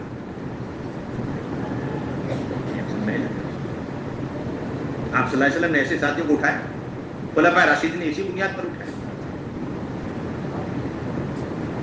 اور پھر مسجدوں کے اندر مکاتب کی فکر کرنا، اور پھر اس کے ساتھ ساتھ اس کی چوتھی تشکیل گھروں کے اندر تعلیم کے اعتبار سے، اور ہفتواری تعلیم میں شرکت کے اعتبار سے، اور اپنے گھر کے اندر مستورات کی جماعت کے استقبال کے اعتبار سے، اور پھر اللہ کے راستے میں مع مستورات نکلنے کے اعتبار سے، یہ چاروں اعتبار سے اس کی تشکیل ہمیں کرنا۔ تو میرے بھائیوں دوستوں بزرگوں، ہماری ایک بنیادی ذمہ داری کہ یہ ساری باتیں قابو میں آئے، وجود میں آئے، اس کے لیے اپنے مشورے کی پابندی کریں، اس لیے کہ مشورہ ایک ایسا عمل ہے کہ دور نبوت میں دین اور دنیا کی ساری خیر صرف اور صرف مشورے کے اندر ہمیں نظر آتی ہے۔ دین اور دنیا کی ساری خیر جن اعمال نبوت میں ہمیں نظر آتی ہے، ان میں سے اہم ترین عمل یہ مشورے کا سلسلہ ہے۔ اللہ کے نبی صلی اللہ علیہ وسلم چھوٹی سی چھوٹی بات پیش آتی، حضرات صحابہ کو لے کر مشورہ فرما، صحابہ سے بڑھ کر مشورے کا اہتمام کرنے والا، مشورے کی پابندی کرنے والا کوئی طبقہ ہم نہیں دے گا۔ ایک تو مشورے میں پابندی، اس لیے مشورے کو نماز سے جوڑا، اس کے اندر بڑی ساری حکمت ہے۔ ایک تو بڑی حکمت ہے کہ مشورہ ایسی اہم چیز ہے جس طرح نماز اہم چیز ہے، اور مشورے میں ایسی ہی پابندی کرنی جس طریقے سے نماز کے اندر پابندی کرنی، جس طرح نماز کے اندر پابندی۔ کوئی ساتھی ایسا مل سکتا ہے کہ جو ہفتے میں 5 دن کی نماز پڑھے 2 دن چھوڑ دے؟ اگر کوئی صاحب ہفتے میں 5 دن مشورے میں آ رہے 2 دن مشورے میں نہیں آ رہے، وہ ایسی ہے جس طرح 5 دن نماز میں شریک ہو گئے 2 دن غیر حاضر، جو اثر اس کا ہے وہی اثر اس کا پڑے گا۔ اور جس طرح مشورہ امت کے تمام طبقات کے لیے، جس طریقے سے نماز امت کے سارے طبقات کے لیے، ہر فرد امت وہ مسجد میں آئے اور ہر فرد امت مشورے نماز میں شریک ہو، یہی حکم اور یہی حال ہمارے مشورے کا۔ اللہ نہ کرے ہمارے یہ سارے مشورے جو پوری امت سے متعلق ہے نماز کی طرح یہ کئی کام کرنے والے 5 اور 10 افراد کے درمیان محدود ہو کے نہ رہے، اس سے بڑے خسارے کی کوئی بات نہیں۔ کامیاب ترین مشورہ وہ ہے جس کے اندر امت، اس محلے میں رہنے والے امت کا ہر طبقہ شرکت کرے پابندی کے ساتھ۔ اور مشورے سے اگر کوئی آدمی غیر حاضر ہو رہا ہے تو اس سے بڑھ کر تبلیغ میں کوئی احتجاج نہیں۔ ہمارے حضرت بار بار فرماتے ہیں تبلیغ کے اندر احتجاج نامی کوئی چیز نہیں ہے۔ احتجاج کی صرف ایک شکل ہے کہ اپنے روزانہ کا مشورہ، ہفتہ واری مشورے سے ایک پرانا ساتھی پیچھے بیٹھ گیا، اس سے بڑھ کر تبلیغ میں کوئی احتجاج نہیں۔ بلکہ میدان قتال اور میدان جہاد سے پیٹ پھیر کے آنے پر جو گناہ ملتا ہے اس سے زیادہ آپ کو یہاں پر گناہ ملے گا کہ آپ کے ایک فرد کے پیچھے ہٹنے پر نہ جانے کتنے کام کرنے والے افراد اور ساتھی اور طبقے کام سے پیچھے ہٹے۔ اس میں کوئی گنجائش نہیں، کسی قیمت پر آپ مشورے سے پیچھے نہیں رہ سکتے۔ یہ اجتماعیت کا سب سے بنیادی سبب، وحدت فکر اور وحدت کلمہ کا سب سے یقینی سبب یہ مشورے کا سلسلہ۔ ساتھی اس وجہ سے مشورے چھوڑتے ہیں کہ میری رائے پر عمل نہیں کیا جا رہا، میری رائے کو نہیں مانا جا رہا، میرا لقمہ نہیں لیا گیا۔ آپ یہ رائے لی جائے نہ لی جائے، آپ کو اسی طرح مشورے میں بدستور حاضر رہنا، اپنے تمام ساتھیوں کو لے کر حاضر کرنا اور نئے سے نئے ساتھیوں کو مشورے میں لانے کی فکر کرنا۔ اس طریقے سے لقمہ لے نہ لے امام صاحب، لیکن آپ کو نماز میں بدستور شریک ہی رہنا ہے، ورنہ جس کو اپنی رائے پر اصرار ہو گیا اسے تو اس طرح جماعت، اس طرح اجتماعیت سے الگ ہونا پڑے گا جس طرح نماز کے اندر لقمہ دینے والے کو اصرار ہو گیا تو وہ اپنی نماز چھوڑ کر کے اسے پیچھے ہٹنا پڑے گا۔ یوں کہنے لگا کہ امام نے میرا لقمہ نہیں لیا، میں اس کے ساتھ رکوع نہیں کروں، میں اس کے ساتھ سجدہ نہیں کروں۔ ایسا آدمی نماز میں برقرار رہ سکتا ہے، نماز با جماعت میں شریک رہ سکتا ہے؟ اس کی نماز فاسد تھی اور اسے اجتماعیت سے الگ ہونا پڑے گا۔ اور اصرار اسی لیے ہوتا ہے کہ آدمی رائے کو اپنا حق سمجھتا ہے، رائے آپ کا حق نہیں، نہ امیر کا حق ہے تو کام کا حق ہے۔ جس طرح لقمہ یہ نماز کا حق ہے، نہ امام کا حق ہے نہ مقتدی کا، رائے سے فارغ ہو۔ اس لیے ہماری پہلی بنیادی ذمہ داری اپنے مشوروں کی پابندی اور اپنے مشوروں میں پوری امت کو لانے کا فکر اور اہتمام کرنا۔ ابھی تو پورا اہتمام ہے کہ مسجد پوری خالی ہو جائے تو ہم 5 آدمی بیٹھ جائیں۔ ابھی پورا اہتمام کس چیز کا ہے؟ انتظار ہوتا ہے، حالانکہ انتظار ہونا چاہیے کہ سب کے سب مشورے میں بیٹھ جائیں تب مشورہ شروع کریں۔ اب پورا انتظار رہتا ہے کہ پوری مسجد ہم 5-10 سے خالی ہو جائے، ہم 5-10 کو چھوڑ کے پوری مسجد مکمل خالی ہو جائے، ہم اپنا شروع کریں۔ یہی تنظیمی مزاج ہے اور کیا۔ ایک نئے آدمی کو آپ بٹھانا ہی نہیں چاہتے اپنے مشورے میں، جس طرح ایک نئے آدمی کو آپ نماز میں شریک کرنا ہی نہیں چاہتے۔ یہ بات نہیں ہونی چاہیے۔ آپ صلی اللہ علیہ وسلم تو منافقین کو اپنے مشورے میں شریک فرما رہے۔ کس کو شریک فرما رہے؟ منافقین۔ اور ہم مومنین کو بھی شریک کرنے کے لیے تیار نہیں۔ اللہ کے نبی منافقین کو شریک ہے، ہم مومنین کو بھی اپنے مشورے میں شریک کرنے کے لیے تیار۔ اس لیے پہلی بنیادی چیز، اور پھر مشورے کی اطاعت پر اپنے آپ کو لانا۔ مشورے سے جو کام جس کو دے دیا جائے، اب پوری مسجد وار جماعت اس کی تنفیذ پر مجتمع ہو جائے، جڑ جائے، اس لیے کہ یہی چیز پوری دنیا سے یہودیت اور نصرانیت کے خاتمے کا یقینی سبب۔ حضرت علی رضی اللہ عنہ پہلے فرما گئی چیز کہ جو بات میں تمہیں بتایا کروں کرنے کے لیے اسے فوراً کر گزرو، ورنہ یہود و نصارہ تمہارے گردنوں پر سوار ہو جائیں۔ کون سوار ہو جائیں؟ یہود و نصارہ تمہارے گردنوں پر سوار ہو جائیں۔ اس لیے سب سے بنیادی چیز کل گزشتہ کی ساری محنت کی مکمل کارگزاری اور آئندہ کل کی سارے کام کے تقاضے ساتھیوں کو دینے چاہیے۔ کل ہفتہ واری گشت ہے، پہلا گشت ہے اس کا مشورہ، دوسرا گشت اس کا مشورہ، ہفتہ واری تعلیم ہے اس کا مشورہ، جتنے بھی اعمال کل 2 دن 4 دن کے بعد کے ان سب کا مشورہ بھی کر۔ جب ساتھی محنت کر کے آئیں گے تو مختصر وقت کے اندر مشورہ مکمل ہو جائے گا، اور اگر ساتھی محنت کیے بغیر آئیں گے تو ہمارے حضرت فرماتے ہیں کہ جو آدمی باہر سے محنت کرتے کل گزشتہ کے تقاضوں کو پورا کرتے ہوئے مشورے میں آ رہا، وہ بطور داعی کے مشورے میں آ کے بیٹھ رہا، اس کو جگہ آگے ملے پیچھے ملے اور اس کی رائے سنی جائے نہ سنی جائے، اس کی رائے پر فیصلہ ہونا، اس کی کوئی فکر نہیں، وہ محنت کے نتیجے میں فکر اور فکر کے ساتھ جو دل کی فکر کے ساتھ مشورے میں بیٹھ گیا، اسی پر اللہ تعالیٰ خیر کے فیصلے فرما۔ اور اللہ نہ کرے جو آدمی باہر کی محنت کیے بغیر آ کے صرف مشورے ہی کی بنیاد پر بیٹھتا جا رہا ہے، تو یہ بطور عہدے دار کے بیٹھ رہا ہے، داعی کی پنے کی بنیاد پر نہیں بیٹھتا۔ اسے یہ فکر ہوگی میری وہ جگہ ہے، اس جگہ پہ دوسرا نہ بیٹھ جائے، اسے یہ فکر ہوگی کہ میری رائے سنی جائے، مجھے بولنا ہی بولنا ہے۔ نہیں، مشورے میں بولنا تو کوئی کام ہی نہیں، کھلا جگہ بیٹھ جانا کوئی کام ہی نہیں ہمارے۔ یہ 2 قسم کے طبقے، باہر کی محنت کے ساتھ جو مشورے میں آ رہے وہ بطور داعی کے آ رہے، اور باہر کی محنت کیے بغیر آ کے صرف مشورہ، تو یہ بطور عہدے کے، اور چند دن باقی رہیں گے اس کے بعد چھوڑ دیں گے مشورہ، چند دن بیٹھیں گے مشورے کے بعد مشورہ بھی چھوڑ دیں گے۔ اس لیے مشورے میں مشورے سے پہلے کی محنت، آپ 100% محنت چلاؤ، 100% مسلم، 100% ایمان والے مشورے میں آئے، اور آنے سے پہلے ان پر محنت کرتے ہوئے انہیں مشورے میں لانے کی کوشش۔ یہ پہلی بنیادی بات، یہی حکم اپنے روزانہ کا مشورہ ہے، یہی حال ہمارے ہفتےواری مشوروں کا، تمام مشوروں کا یہی حال، مکمل اطاعت کے ساتھ چلتے اپنے تمام تر تقاضوں کو دبا دیں، جو بھی فیصلہ ہو جائے۔ ساری مسجد اور جماعت کے خلاف امیر نے ایک بات کا فیصلہ کر دیا، بس اس پر مطمئن ہو جانا، یہ سب سے بڑی تربیت کی علامت۔ حضرت عمر رضی اللہ عنہ نے سارے صحابہ کے خلاف ایک فیصلہ کیا۔ وہ کیا فیصلہ تھا؟ کہ خالد بن ولید رضی اللہ عنہ کو معزول کرنا ہے، کسی کی بھی رائے نہیں، یہ سب کی طبیعت حضرت خالد کی طرف مائل، سب چاہ رہے حضرت خالد۔ حضرت عمر نے معزول کر دیا۔ تو مولانا یوں فرمایا کرتے یہ ہے اصل تربیت اور یہ ہے اصل اطاعت، کہ سب نے اپنے دلوں کے اندر کی باتوں کو دبا دیا حضرت عمر کے ایک فیصلے پر، اس طرح دبا کر کے اپنے نفس کے خواہشات کو، چونچلوں کو جو دین کی بنیاد پر ہے اسے بھی دبایا، تب جا کر کے اجتماعیت پیدا ہوئی، اللہ تعالیٰ نے خیر دکھائی۔ مشورہ صرف چند لوگوں کا جسم کے اعتبار سے جڑ جانا، بیٹھ جانا نہیں، بلکہ دونوں سب کی فکروں کا ایک ہونا، سب کی باتوں کا ایک ہونا، فکریں کسی کے الگ نہیں ہونی چاہیے۔ یہ مشورے کے ساتھ اس کا مطلب اس کی فکر ایک ہے، یہ مشورے کے ساتھ اس کی بات ایک ہے، یعنی کہ مشورہ کچھ ہوا فکریں الگ ہے، مشورہ کچھ ہوا باتیں الگ الگ ہو رہی، سارا کام ختم ہو جائے گا، بکھر جائے گا سارا کام۔ جسمانی طور پر جڑنے کا کام نہیں ہمارا، اجتماعیت کا مطلب یہ ہے ہماری فکریں اور ہماری بات ایک ہو جائے، وحدت فکر وحدت کلمہ۔ اور تیسری بنیادی بات ہے کہ اپنی مسجدوں کے اعتبار سے 2 گشتوں کا اہتمام کرنا، پہلا گشت بھی اور دوسرا گشت، اس میں کوئی شک نہیں اور دو رائے نہیں کہ ہمارے یہاں 2 گشت مل کر ایک عمل ہے۔ اب یہ چیز ختم ہوتی جا رہی ہے، اللہ معاف فرمائے، یہ چیز بالکل ختم ہوتی جا رہی ہے۔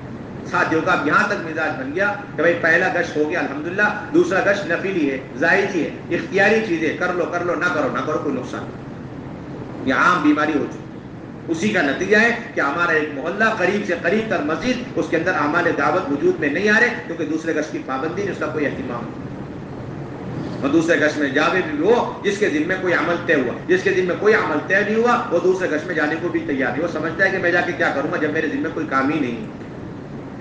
سب سے بڑے خسارے کی بات، اگر دوسرا گشت صحیح رخ پر ہو گیا تو اللہ کی ذات عالی سے امید ہے کہ اپنے حلقے قریب کے دور کے جتنی مسجدیں ان تمام مساجد کے اندر اعمال دعوت کو اللہ تعالیٰ قائم فرماتا ہے، اگر یہ ہمارے سارے کام کرنے والے اپنے دوسرے گشتوں کی پابندی کرتے، اول سے آخر تک مکمل شریک رہنا اور خود پوری مسجد وار جماعت کا شریک رہنا، چاہے کسی کے ذمے گشت کے اعمال ہو یا نہ ہو، لیکن اپنی ضروری ذمہ داری سمجھ کے دوسرے گشت میں پہنچے، جس طرح پہلے گشت میں پابندی شرکت کرنا اور پھر اس میں اپنے محلے کے نئے سے نئے لوگوں پر محنت کر کے انہیں دوسرے گشت میں لے کر کے جانا۔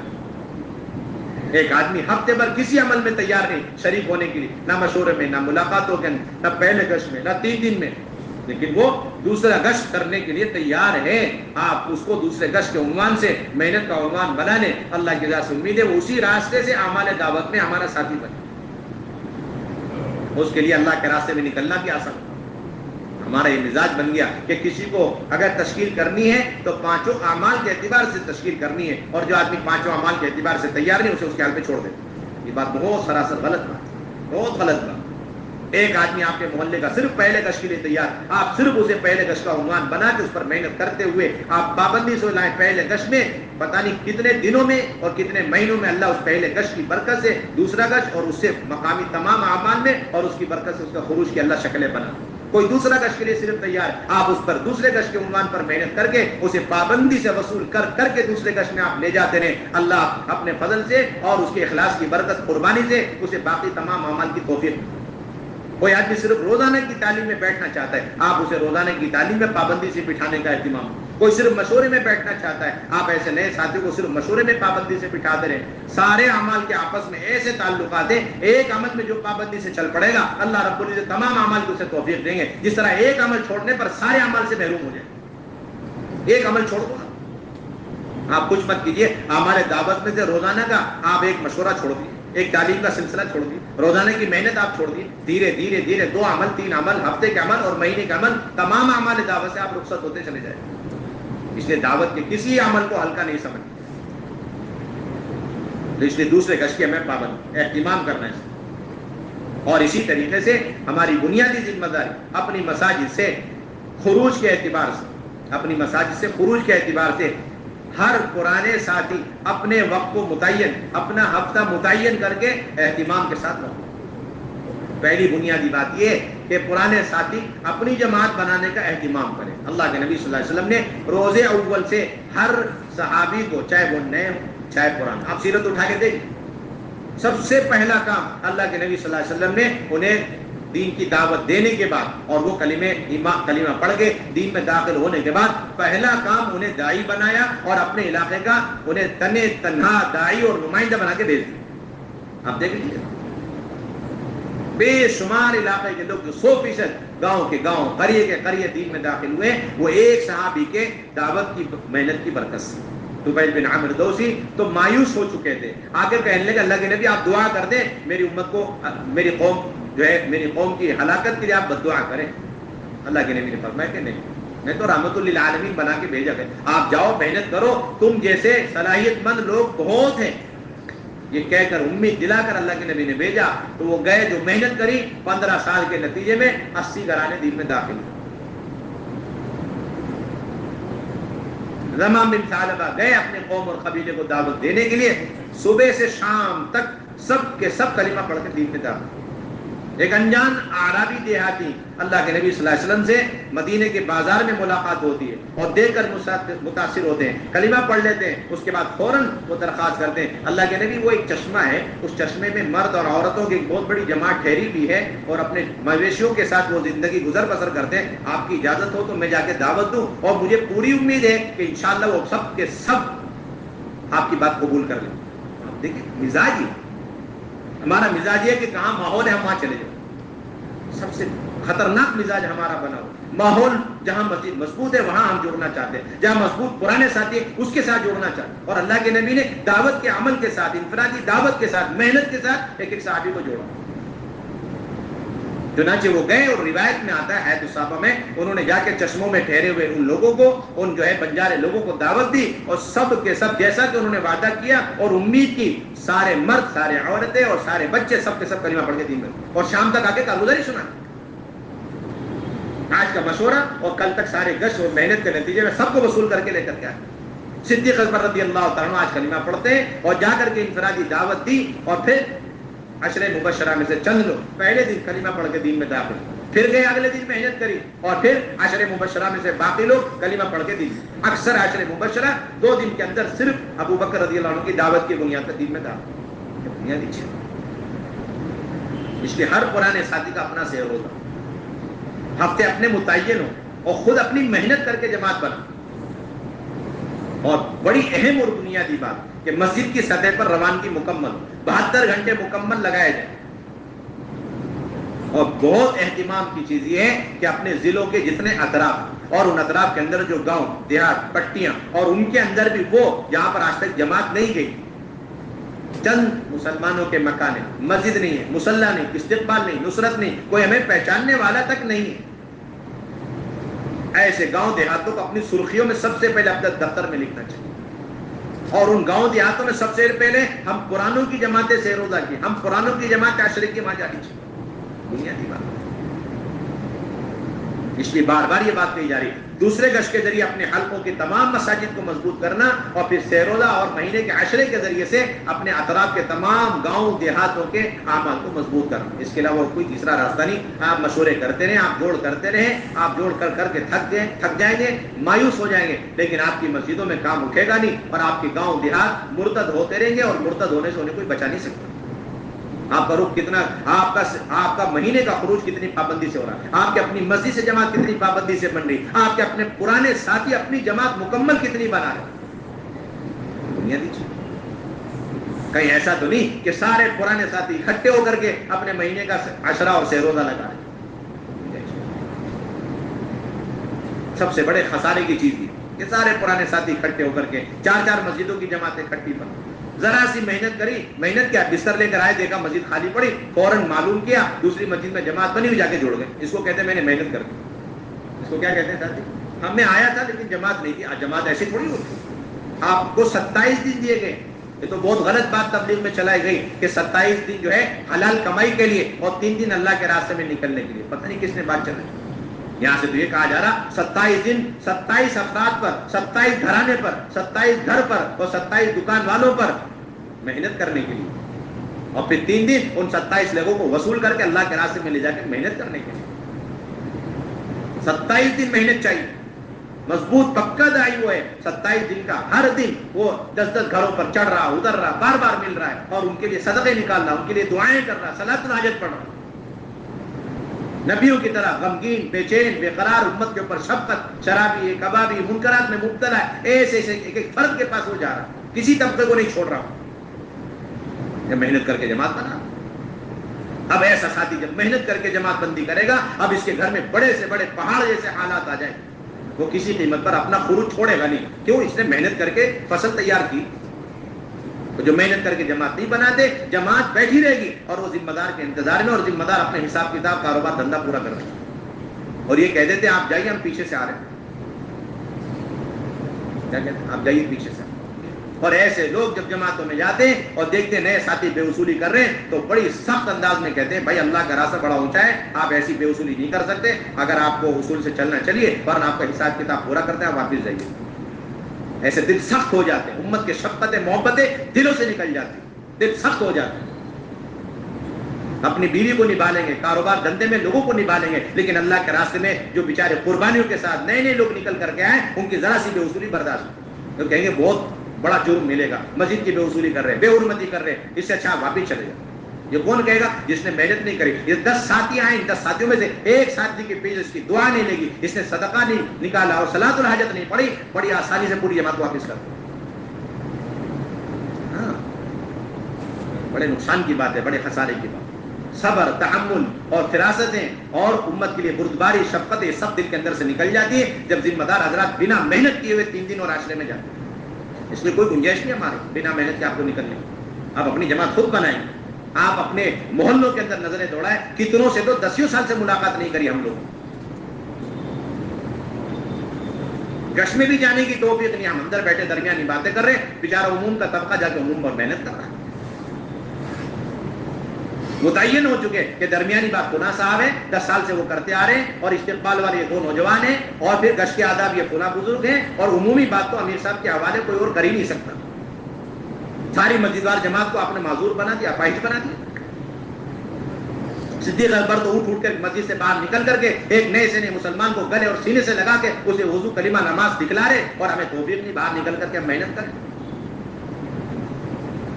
جتنا ہم اندر بیٹھ رہے مشوروں کے لیے، اتنا جب تک باہر نکل کے محنت نہیں کریں گے کہ ہمارے مشورے یہ خیر کا اور ہدایت کا اور امت کی تعلیم اور تربیت کا اور گمراہیوں سے، امت کی ابتدا سے بچنے کا ذریعہ نہیں بن سکتے. یہ پروگرام بن کے رہ جائیں گے سارے مشورے. سارے مشورے پروگرام بن جائیں. جتنی باہر محنت کریں گے اللہ اتنا مراشد امور انعام فرمائیں گے ہمارے مشوروں کے اندر. اس لیے ہماری بنیادی ذمہ داری 10 دن لگانے کی بات بڑی قوت سے کہی جا رہی. یہ 10 دن بھی ایسا نہیں کہ ہم نے صرف 72 گھنٹے لگا لیے, باقی 7 دن اس میں سے ایک دن کوئی مشورے میں, دوسرے دن کسی جوڑ میں, اور تیسرے دن کسی مسجد کے کسی جماعت کے نصرت میں, اور اس کے بعد ہم فارغ ہیں, اپنے کاروبار بھی چل رہے, اپنے بیوی بچوں کے مسائل چل رہے, اور 1-2 گھنٹے 4 گھنٹے ہم نے کچھ خصوصی تقاضوں پہ پورا کر دیے اور اپنا نام 10 دن والوں میں لکھوا رکھا. ایسے 10 دن ہمیں نہیں چاہیے. یہ کوئی 10 دن شمار نہیں ہو گیا. 10 دن پورے چاہیے ہمیں خروج کے اعتبار. 10 دن پورے کے پورے خروج کے لیے ہمیں چاہیے, اور جا کے مراکز میں بیٹھ جانا, ایسے 10 دن ہمیں نہیں چاہیے. ایسے 10 دن نہیں چاہیے. مراکز میں جا کے آپ نے 3 دن لگائے 72 گھنٹے اور 7 دن جا کے مراکز میں بیٹھ گئے, ایسے 10 دن نہیں مانتے. بار بار حضرت یہاں سے یہ بات کہہ چکے, فرما چکے کہ 10 کے 10 دن خروج کے لیے, محنت کے لیے. کیا محنت کرنی؟ اعلیٰ درجے کی بات ہے. آپ پوری مسجد وار جماعت 10 دن کے لیے آپ تیار کریں, اور جا کر کے جتنے بھی کمزور علاقے حلقے وہاں جا کر ایک تو مسجد کے اعمال کے اعتبار سے مضبوط لانے کی کوشش کریں. کئی مستورات کا کام کمزور ہے, وہاں آپ مستورات کے کام کو مضبوط, اور وہاں آپ سے روزہ عشرہ مستورات کی جماعتیں نکالیں. تیسرے جگہ میں کوئی اور بیرون کے تقاضے اسے آپ پورا کریں. اگر پوری جماعت آپ کی 10 دن کی نہیں بن سکتی ہے تو کوئی حرج کی بات نہیں, آپ اپنی 3 دن کی جماعت بنا کر کے لے جائیں. ایک گاؤں میں آپ پہنچے, اگلی محنت کری, وہاں سے ایک جماعت بن گئی, اس جماعت کو واپس کیا, اس جماعت کو لے کے آپ تیسرے گاؤں میں چلے جائیں. یہ محنت کا عنوان ہے ہماری محنت کا عنوان. اپنی ہی مسجد سے آپ تینوں جماعتیں بنا سکتے ہیں 3 ہفتے کے اعتبار سے, ورنہ ایک شہروزہ آپ اپنی مسجد سے, دوسرا شہروزہ اس مسجد سے لگائیں جس مسجد میں آپ دوسرا کش کرنے جاتے ہیں, اور وہاں سے جماعت بن کے ٹوٹتی جا رہی. کوئی لے جانے والا نہیں, کوئی حرج کی بات نہیں. آپ کہتے ہیں کہ اس ہفتے میں آپ کو پورا تیار رہنا ہے اور انشاءاللہ جماعت بنے گی, ہم لے کر کے چلیں. یہ سلسلہ بھی ہمارے یہاں بڑا عجیب چل رہا ہے کہ اس مسجد کے ساتھ ہی کسی قیمت پر دوسری مسجد والوں کے ساتھ ایک 3 دن کے لیے جڑ کے جانے کو تیار. اس لیے مساجد وجود میں نہیں آ رہے, مساجد کے اندر اعمال وجود میں نہیں آ رہے, نہ ان کو اپنے ساتھ جوڑنے کے لیے تیار ہے, نہ ہم ان کے ساتھ جڑنے. ایسا اپنے مسجد کے اور مسجد کے ساتھیوں میں اور ان کے ساتھیوں کے درمیان آہنی دیوار کھڑی کر رکھی ہے, دیکھ لیا. اور تیسرا ان گاؤں سے لگائیں جن گاؤں میں ہم اپنی سہروزہ کی جماعتیں لے کر کے جا رہے ہیں. اور ان 10 دنوں کے اندر اگر کوئی تقاضا مرکز کا آ گیا, آپ اسی میں سے 2-4 گھنٹے لے کر کے, یہ حضرت بار بار فرما چکے, آپ محنت کر رہے ہیں اپنے ساتھیوں کو لے کر, گاؤں میں, دیہاتوں میں, بنجر بستیوں میں, اسی میں سے کوئی ایسا تقاضا جو آپ کے بارے میں طے ہو گیا, آپ اسی میں سے تھوڑا سا وقت لے کر جا کے اس تقاضے کو پورا کر کے پھر آ کے جماعت میں جوڑ دیں. کئی تنفیذ کا کام ہے, آپ وہاں چلے جائیں اگلے دن تنفیذ کا کام کر کے بیرون کی جماعت تشکیل تفقد کر کے آپ آ گئے. کئی ماہانہ جوڑے, اسی میں سے آپ 2.5 گھنٹے لے کر گئے اور آپ نے ماہانہ جوڑ کر کے واپس آ گئے. کئی ششمائی مذکورات کا جوڑے, 5ویں دن آپ اسی میں سے 2-4 گھنٹے لے کر گئے, ششمائی جوڑ کر کے پھر دوبارہ جماعت میں آ کے جڑ گئے. یہ ہے 10 دن لگانا. یہ تھوڑی کہ صرف 72 گھنٹے لگا لیے, باقی 7 دن صرف مشورے کے لیے اور مرکز میں بستر ڈالنے کے لیے. ایسا تو اور نئےوں کے لیے تو گنجائش ہی نہیں, جا کے مستر میں بستر ڈال دو. نئے حضرات کے لیے 10 دن اور 10 دن مسجد میں مرکز میں جا کے بستر ڈالنے کے لیے تو کوئی گنجائش نہیں ہمارے. بار بار یہ بات حضرت فرما چکے. اب نئےوں کے بھی 10 دن کی تشکیل, اور صرف اس لیے کہ مراکز میں جا کے چائے بناؤ اور خدمت کرو. تو 1 مرتبہ لگا ہوئے, 2 مرتبہ لگا ہوئے, اس کے بعد سارا کام چھوڑ دیں. ہمارے محنت ہے, 10 دن تو محنت کے لیے عنوان. اس لیے ہمارا یہ رخ صحیح کرنا.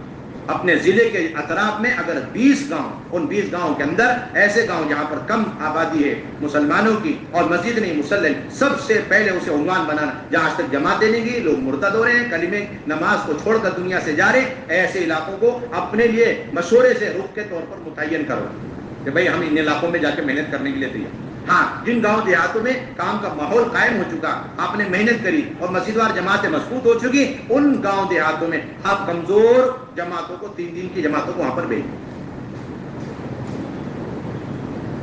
میرے بھائیو دوستو بزرگوں, اسی طریقے سے ہماری بہت بنیادی ذمہ داری اپنی اپنی مسجدوں کی سطح پر اللہ کے راستے میں 4-4 مہینے کی جماعتیں بنیں. مسجد وار جماعت کے اعتبار سے جماعت بنے, مسجد کی سطح پر جماعت بنے, یعنی کہ حلقوں کی سطح پر جماعتیں بنے, حلقوں کی سطح پر اور علاقوں کی سطح پر, ضلعوں کی سطح پر, یعنی مسجد کی سطح پر ہمیں جماعتیں چاہیے.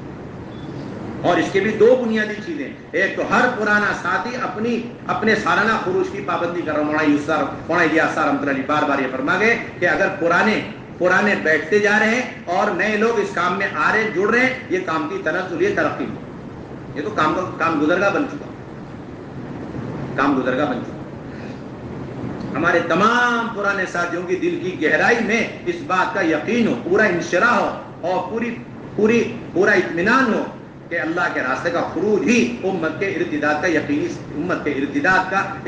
کے علاج کا یقینی سبب، اصل علاج امت کا یہی ہے۔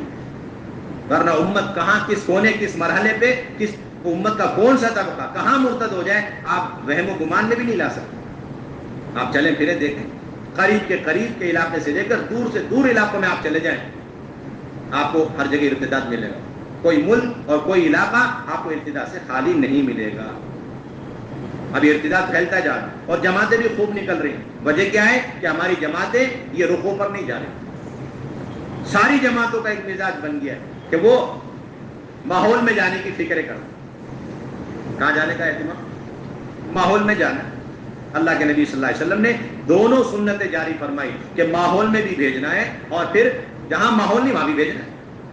جہاں ماحول نہیں ہے وہاں اپنے علماء صحابہ، فقہاء صحابہ، مضبوط ترین جماعتوں کا اللہ کے نبی روانہ فرمایا کرتے، جو جا کر کے محنتیں کرتے۔ بعض تو ایسے رخ ہوا کرتے تھے خطرناک کہ اگر مدینہ طیبہ کے ماحول میں اس رخ کو بتا دیا ہے، پڑھ کے سنا دیا جائے کہ شاید کوئی وہاں جانے کے لیے تیار ہو۔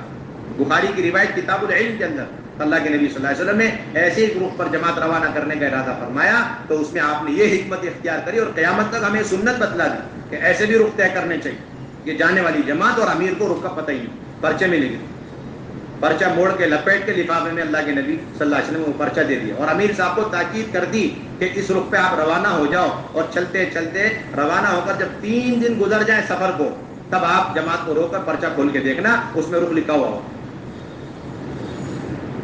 آپ سوچیے انداز کتنی بڑی سنت ہے، کیوں؟ تاکہ کوئی بھی جماعت وہ کسی بھی رخ کو دیکھ کر پیچھے نہ ہٹ جائے، ورنہ امت کے ارتداد میں پھر کوئی شک نہیں رہے، یہ سارے علاقے مرتد ہو جائیں۔ چنانچہ 3 دن کے بعد پرچہ پڑھ کے بتایا کہ اللہ کے نبی نے اس کے اندر ہمارا یہ رخ طے فرمایا ہے، اب بتاؤ کون تیار؟ اب 3 دن کے بعد کوئی گنجائش نہیں تھی۔ اپنے ماحول سے نکلنے کے بعد اندر طبیعت آمادہ ہو چکی تھی ہر رخ پر جانے کے لیے، سارے ساتھیوں نے کہا اب ہم اس رخ پہ جانے کے لیے تیار، کوئی واپس نہیں آئے۔ اور یہاں حال یہ کہ بڑے اہتمام سے پرچے آتے ہیں، 4 مہینے کے چلے کی یہاں جماعتیں آتی ہیں اور بیرون کے پرچے آئے، ذرا رخ ہماری طبیعت کے خلاف، مزاج کے خلاف، آب و ہوا کے اعتبار سے، کھانے پینے کے اعتبار سے، تو بار بار اہتمام کیا جاتا، کوشش کی جاتی ہے کہ بھائی کسی طرح رخ بدل دو۔ یہ امت کے ارتداد کا یقینی سبب، بنیادی سبب۔ آپ کا وقت لگانا برائے نام رہے گا، لیکن نہ آپ کی تربیت کا ذریعہ بنے گا اور نہ امت کی گمراہی سے حفاظت کا اور امت کے ارتداد سے بچنے کا ذریعہ بن سکتا ہے۔ ہمارے ساتھیوں میں سے کسی ساتھی کی کوئی جماعت اپنی مرضی والے رخ پر ہرگز نہ جائے، نہ سیروزہ کی، نہ عشرے کی، اور نہ چلے کی، اور نہ 4 مہینے کی، نہ بیرون کی، نہ علماء کی، اور نہ مستورات کی۔ اصولی بات، اس رخ کو ہمیں صحیح کرنا۔ بنجر سے بنجر علاقے ہمیں دیے گئے، ہمارا کام تو اس سطح پر پہنچے، ہمارے ایک صوبے کے ذریعے جتنے ہندوستان کے صوبوں میں جماعتیں بھیجنے کے ہم نے عزائم کیے ہیں، ان تمام صوبوں میں جماعت بڑے امانت داری کے ساتھ جانی چاہیے۔ ابھی کارگزاری آ رہی کہ فلاں صوبے نے ہماری ذمہ داری لی تھی کہ لیکن سال بھر انہوں نے 10 جماعتوں میں 1 جماعت بھیجی۔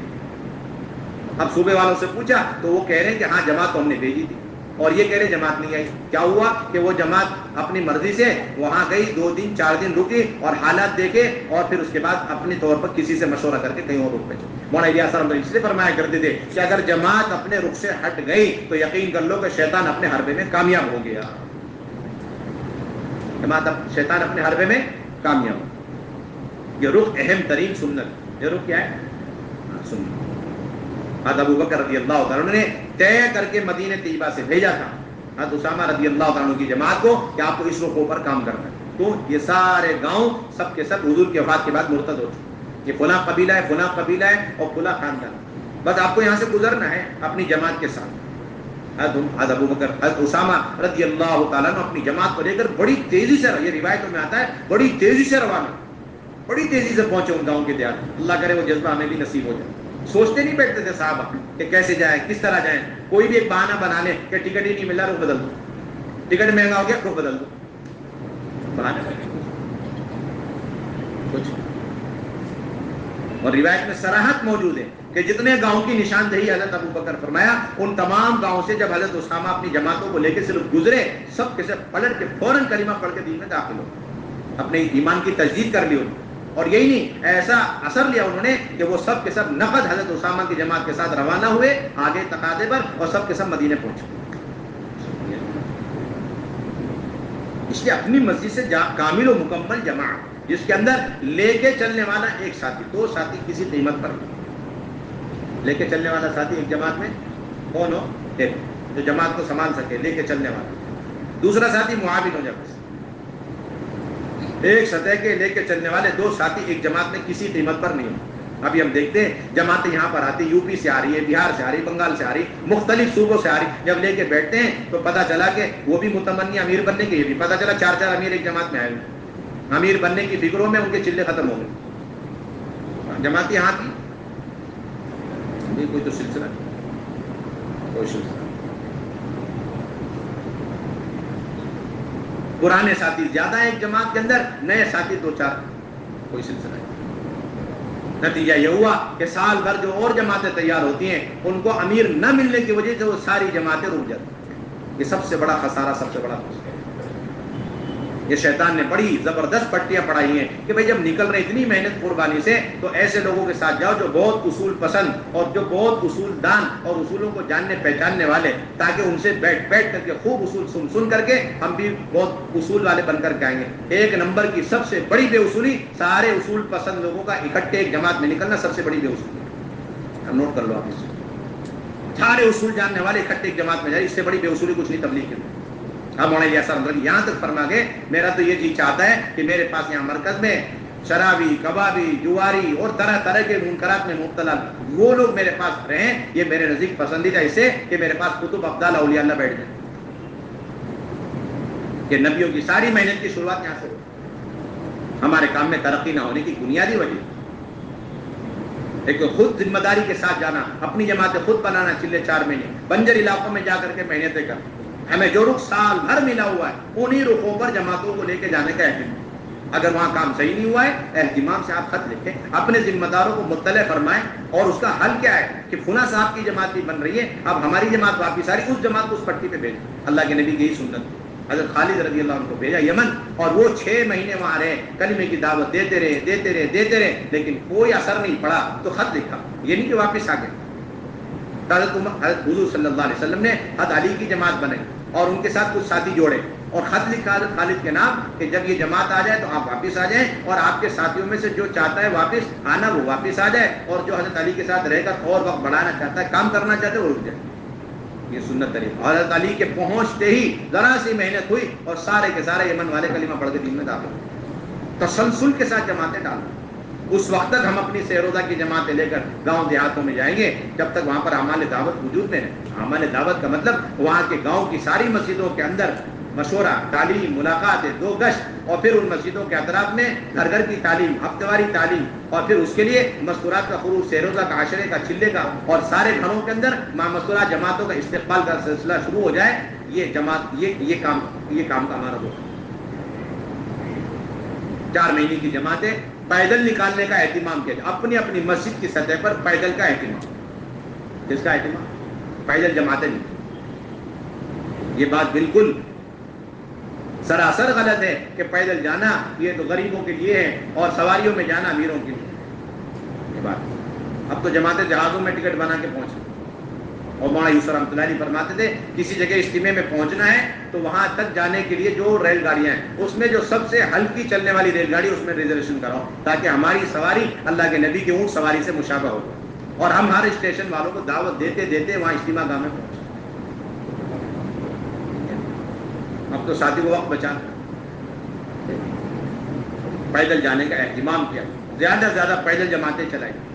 یہ ہمارے اندر سے بھی ظلمتوں کے ٹوٹنے کا بنیادی سبب اور امت کے اندر سے بھی جہالت اور ارتداد کے ختم ہونے کا سبب. حضرات صحابہ عمدہ سواریاں ہوتے ہوئے پیدل جانے کا اہتمام فرما. عمدہ سواریاں ہیں اور اس کے ساتھ حضرات صحابہ پیدل جانے. اور ملکوں کے اندر جانا, مسجد کی سطح پر ہمیں ملکوں کے اعتبار سے جماعتیں چاہیے. مسجد کی سطح پر ملکوں کے لیے جماعتیں بنائیں. ہمارا ہر ساتھی اس بات کی فکر کرے کہ میرا دور سے دور ملک میں زیادہ لمبا وقت اور زیادہ لمبے خرچے کے ساتھ میرا سفر ہو. مولانا یوسف فرمایا کرتے تھے کہ جو آدمی جتنا اپنے دین کی محنت کو لے کر زیادہ خرچے لے کے جتنے دور ملک میں جائے گا اللہ تعالیٰ اسے اپنے دین پر اتنی استقامت نصیب فرمائے. یہ بات نہیں کہ جو مالدار لوگ ہیں، پاسپورٹ ہیں، ویزے بنے ہوئے ہیں اور سہولت ہیں، انتظامات ہیں، ہو جائے ملکوں کے. نہیں، ملکوں کے اندر جانے کے لیے دو بنیادی بات. پہلی بنیادی بات کام پر پوری بصیرت اور آدمی اپنے مقامی کام کے اعتبار سے پختہ ہو، منجا ہوا ہو اور کام کے سارے دستور سے اچھی طرح واقف ہو. اور دوسری بات حضرات صحابہ کے ذریعے صحیح جذبات اور نیتیں ہوں تو اللہ رب العزت ملکوں میں اس کو روانہ کرتا ہے. ملکوں میں جانا مال کی بنیاد پر نہیں، ملکوں میں جانا ظاہری انتظامات کی بنیاد پر ہرگز نہیں. حضرات صحابہ نے ملکوں میں جو سفر کیا ہے وہ خالص اپنی نیت اور جذبات کی بنیاد پر سفر کیا اور کوئی بنیادی چیز نہیں. عمرو بن عاص رضی اللہ تعالی عنہ ملک شام میں 8-10 سال سے کام کرتے رہے. جب واپس ہونے لگے تو ایک خط لکھا عمر رضی اللہ تعالیٰ عنہ کو کہ یہ ملک مصر بھی بیچ میں پڑ رہا ہے، اگر آپ کی اجازت ہو تو ہم مصر میں بھی جا کے دعوت کا کام کریں، وہاں پر بھی اللہ کا پیغام پہنچائیں، وہاں والوں کو بھی اللہ کا پیغام پہنچائیں. وہ خط اتنا زوردار تھا، تقاضے سے بھرا ہوا کہ حضرت عمر فیصلہ نہیں کر سکے. انہیں تردد ہو گیا اور مشورے والوں میں دو رائے ہو گئے. بعض نے کہا کہ نہیں واپس بلاؤ عمرو بن عاص کی جماعت کو، بعض نے کہا کہ نہیں انہیں اجازت دے دو، اس لیے کہ وہ اللہ کے راستے پہلے سے نکلے ہوئے، وہ جتنی تیزی سے جلدی سے اس تقاضے کو پورا کر سکتے ہیں دوسری جماعت نہیں کر سکتی. چنانچہ حضرت عمر نے درمیانی جواب لکھا کہ جب یہ خط تمہارے پاس پہنچے تو دیکھ لینا کہ تمہاری جماعت اس ملک کے جو ہے حدود میں داخل ہو چکی یا اس ملک سے باہر. عمرو بن عاص رضی اللہ تعالیٰ عنہ اس خط کو لے کر سمجھ گئے اس کے اندر کوئی چیز ہے، اسے انہوں نے چھپا لیا اور ساتھیوں سے کہا کہ یہاں سے جلدی کوچ کرنا چاہیے اور مصر کی طرف انہیں کوچ کرنے کو کہا. جب وہ حدود میں داخل ہو گئے تو حضرت عمرو بن عاص رضی اللہ عنہ نے فرمایا کہ دیکھو امیر المومنین کا خط آئے سے پڑھنا چاہیے. جب پڑھ کے دیکھا تو اس میں یہ مضمون تھا اور پیغام تھا کہ جب خط آوے تو دیکھ لینا کہ آپ کی جماعت مصر کے حدود میں داخل ہو چکی یا مصر کے حدود میں باہر ہے. اگر داخل ہو گئی تو آگے بڑھو، اگر باہر ہے تو واپس آ جاؤ. ساتھیوں سے پوچھا جاؤ تلاش کرو، دیکھو تو صحیح ہم مصر کے حدود میں داخل ہو گئے یا ابھی تک باہر ہیں. ساتھیوں نے آ کے پکی خبر دی کہ نہیں امیر صاحب ہم تو مصر کے حدود میں داخل ہو چکے. اب کیا کرنا ہے؟ اب اس کے اندر جو حکم ہے اسے پورا کرنا ہے، آگے بڑھنا چاہیے. ایسی تدبیر اختیار کرتے حضرات صحابہ ملکوں کو فتح کرنے اور ملک والوں تک دور دراز علاقوں میں دین کا پیغام پہنچانا. چنانچہ کتنا وقت پڑھا ہے؟ 1 مہینہ 2 مہینہ، روایتوں میں آتا 2 سال پڑھائے انہوں نے. کتنا سال پڑھا ہے؟ یہ جذبہ ہی تو تھا 2 سال تک ان کا آگے بڑھنا آسان ہو گیا. مال کی بنیاد پر نہیں تھا، سفر کی بنیاد پر نہیں تھا، انتظامات کی بنیاد پر نہیں تھا، صرف اللہ کے بندوں کو اللہ کا پیغام پہنچانا ہے. مصر والے اس سے محروم نہ ہو جائیں، اس وجہ سے انہوں نے فکر بھرے انداز میں خط لکھا. انہیں اتنی اجازت ملی، اسی اجازت سے انہوں نے مصر میں داخل ہونے کا راستہ نکالا. 2 سال بڑھائے اور سارے مصر والوں تک اللہ کا پیغام پہنچا کے واپس. اس لیے مسجد وار جماعت جتنی پختہ ہوگی اس کی علامت یہ ہے کہ اس مسجد سے جماعتیں اندرون سے لے کے بیرون تک کی جماعتیں، اس مسجد کے اندر مردانہ جماعت سے لے کر کے زنانہ جماعتیں مکمل اس جماعت سے بنے. سہ روزہ کی جماعت محمد مسرات مسجد سے بنے گی، محمد مسرات عشرے کی جماعت مسجد سے بنے گی. جب مسجد سے 4 جماعتیں مردوں کی نکل رہی ہیں مہینے کے اعتبار سے تو 1 جماعت 2 جماعت تو کم سے کم اس مسجد سے نکلنی چاہیے. جب سے اعلیٰ درجے کی بات ہے کم سے کم 8 جماعتیں اس مسجد سے سہ روزہ کی مستورات کی نکلنی چاہیے، 5 6 جوڑے کے اعتبار سے. مسجد کی سطح پر علماء اکرام کی جماعت میں اب تو خاندان کے اعتبار سے بات کی جا رہی کہ خاندان کی سطح پہ جماعت کرو. کس اعتبار سے؟ خاندان کے اعتبار سے بات. اس لیے میرے بھائیوں دوستوں بزرگوں یہ خروج کی ہماری بنیادی ذمہ داری اور اسی لیے علماء کرام کا خروج کہا جاتا ہے تاکہ حضرات صحابہ کی مشابہ اور علماء صحابہ کی مشابہ ہو. اور جس طرح علماء صحابہ ملکوں کے اندر امت کے تعلیم کے لیے فرائض کی تعلیم اور قرآن کی تعلیم، سنتوں کی تعلیم اور کتاب اللہ کے مطابق فیصلوں کے لیے دور نبوت اور دور صحابہ میں ملکوں میں بھیجے گئے اور وہ علماء صحابہ گئے اور انہوں نے کبھی وقت نہیں دیکھا، کھلے وقت کے ساتھ گئے، صرف انہوں نے مقصد دیکھا. اگر اس مقصد میں کامیابی ہو گئی اور حیات باقی ہے تو واپس آئے، ورنہ اس مقصد کی تکمیل میں انہوں نے اپنی قبریں ان ملکوں کے اندر بنا. حضرت معاذ بن جبل اور حضرت ابو الدرداء اور حضرت عبادہ بن صامت رضی اللہ تعالیٰ عنہ تینوں کو حضرت عمر رضی اللہ تعالیٰ عنہ ملک شام میں بھیجا. ایک صحابی کے ذمے ایک ملک لگایا, ایک صحابی کے ذمے ایک ملک لگایا. حضرت عبادہ بن ثابت کے ذمے حمص لگا دیا, اور حضرت معاذ کے ذمے فلسطین لگا دیا, اور ابو درداء کے ذمے دمشق لگا دیا. ان میں سے کوئی صاحب واپس نہیں ہے. روایت میں صراحت موجود ہے کہ حضرت معاذ رضی اللہ تعالیٰ عنہ کے انتقال وہیں اپنے ملک کے اندر ہو. ابو درداء رضی اللہ تعالیٰ عنہ کا انتقال دمشق میں ہوا, اور عبادہ بن ثابت رضی اللہ تعالیٰ عنہ ملک حمص کو چھوڑ کر کے حضرت معاذ کی جگہ پر گئے, وہاں تعلیم دیتے رہے یہاں تک کہ انہوں نے بھی اپنی قبر وہیں پر بنا. اس لیے علماء کرام کو خروج بتاتے مولانا الیاس رحمۃ اللہ علیہ نے اپنی وفات کے 1 سال پہلے بڑے بڑے نظام الدین کے حضرات کو لے کر یہ آپس کے تجویز سے یہ بات طے فرما دی تھی, دستخط بھی فرما دیے تھے. 3 جنوری 1943 ذی الحجہ کا مہینہ, کہ علماء کرام مدارس سے فارغ ہونے کے بعد 3 سال تبلیغ کے لیے فارغ کر. کتنے سال؟ 3 سال. اللہ کا فضل ہے, کرم احسان ہے کہ اس وقت تقریباً 100 کے قریب دوسرے سال کی علماء کرام کی جماعتیں روانہ ہو کر, جس میں سے 50-60 جماعتیں واپس آ چکی ہیں ملکوں میں کام کرتی.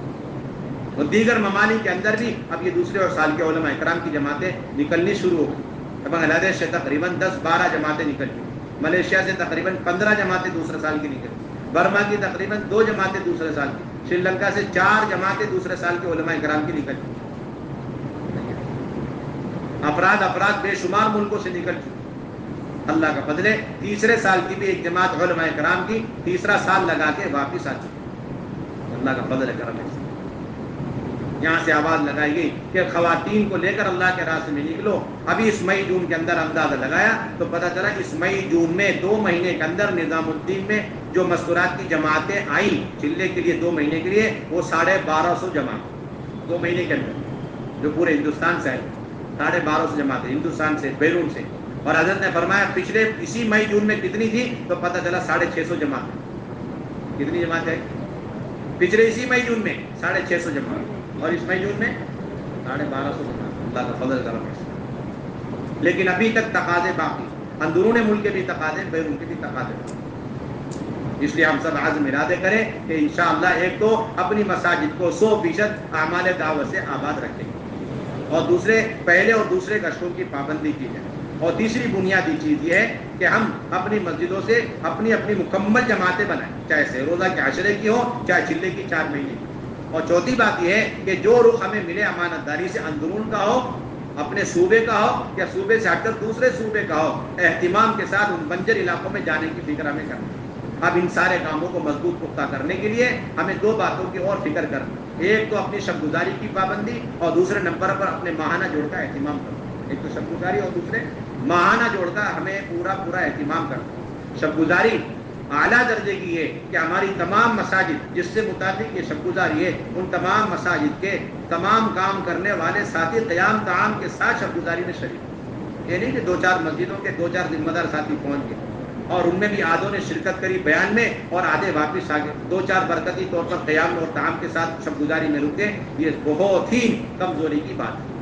بلکہ یہاں تو یہ بات بار کہی جائے کہ ان مسجدوں کے ساتھی اور مصلی یہاں تک کہ نئے لوگوں کو لے کر کے شب گزاری میں قیام طعام کے ساتھ پہنچنا چاہیے. نئے لوگوں کو لے کر مستقل ہماری ہفتے بھر محنت ہے. اس طرح دوسرے گشت کی محنت, پہلے گشت کی محنت, اسی طرح شب گزاری میں ہمارا ایک پرانا ساتھی 10 ساتھیوں کو, 15 20 ساتھیوں کو لے کر قیام طعام کے ساتھ وہاں پر شب گزاری میں قیام.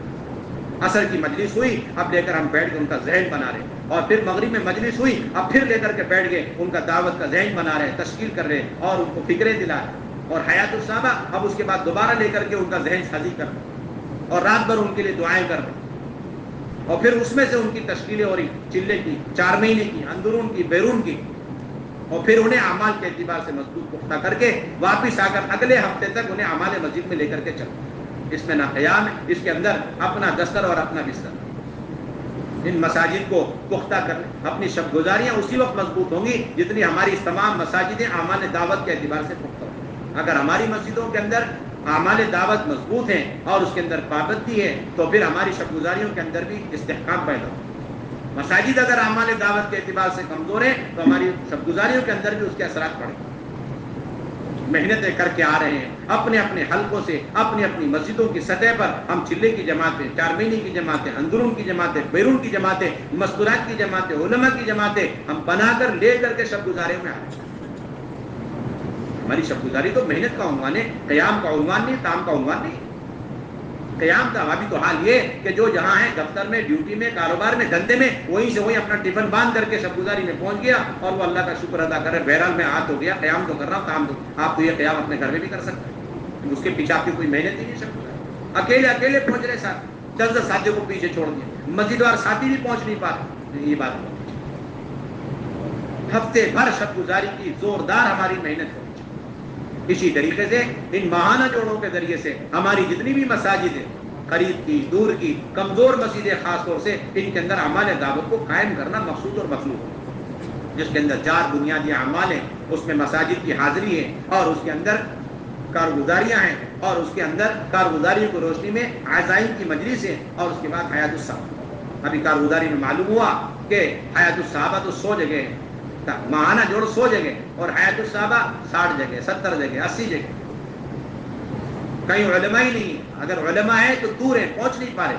نہیں، ہمیں اس کا اہتمام کرنا چاہیے، دور بھی علماء کرام ہوں لیکن انہیں اہتمام کے ساتھ ترغیب دینا، از خود علماء پہنچے اور ہماری بھی ذمہ داری علماء کرام کو دور سے حیات الصحابہ کے لیے لانے کی فکر کرے، ایک سال والے 2 3 جگہ حیات الصحابہ پڑھیں، اور اس کے اندر جتنی کمزور مساجد ہیں ان تمام کمزور مساجد کو مضبوط مساجد کے حوالے کر، اگر کسی مسجد نے اپنی ذمہ داری پوری نہیں تو انہیں ترغیب دیں، اور اگر ان کے اندر استعداد ہی نہیں ہے کمزور مساجد کے کام کو اٹھانے اور جمانے کی تو آپ امانت داری سے عرض بھی کر دیں اور دوسری مسجد وار جماعتیں اسے اپنی ذمہ داری پہ لیں۔ ماہانہ جوڑ ہمارے کام کے پختہ کرنے کا اہم ترین عنوان ہے۔ دوسرے گشتوں کے ذریعے اور ماہانہ جوڑوں کے ذریعے ہم نے ذمہ داری لے لی ہے، اب دوسرے گشتوں کے ذریعے ان مسجدوں میں جا کے ہم کام کو اٹھانے کی کوشش کریں، اہتمام کے ساتھ جا کے محنت کی جائے، اور وہاں جو عزائم ان لوگوں نے کیے کمزور مسجد کے ساتھیوں نے اسے بھی مکمل کرنے کی یہ مسجد وار جماعت بھی کر۔ ساتھی کہتے ہیں 8 گھنٹے کیا کریں، اگر آپ کی مسجد کا کام اتنا عمدہ ہے کہ آپ نے 4 گھنٹے میں اپنی مسجد کے تقاضے پورا کر لیے تو آپ باقی 4 گھنٹے کمزور مسجدوں کو دینے کا اہتمام کریں۔ ہمارے ساتھیوں کے تصور میں بھی نہیں، وہم و گمان میں بھی نہیں کہ اپنی مسجد سے ہٹ کر بھی کسی اور مسجد کو روزانہ 4 گھنٹے، 5 گھنٹے، 2 گھنٹے میں دینے چاہیے۔ نہیں، یہ بات آپ اگر اپنی مسجد کے ساتھ دوسری کمزور مسجدوں کو اپنی ذمہ داری میں لے چکے ہیں تو آپ کے لیے تو یقیناً یہ 8 گھنٹے ناکافی، آپ کے یقیناً مہینے کے 3 دن سیر روزہ ناکافی ہو جائے گی، آپ کو یقیناً آپ کو 2 مرتبہ مہینے کے لگانے پڑیں گے سیر روزہ، 8 گھنٹے آپ کے لیے ناکافی ہو جائے گے۔ کریں گے بھائی انشاءاللہ۔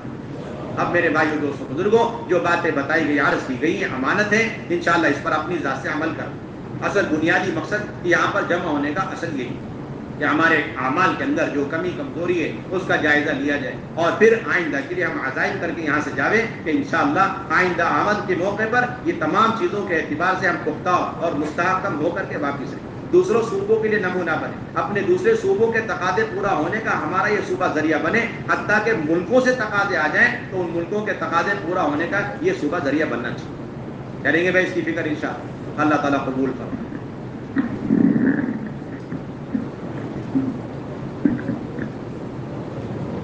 سارا مجمع ایسے ہی بیٹھا رہے بھائی، سارا مجمع ایسے ہی بیٹھا رہے بھائی، بیٹھ جائے۔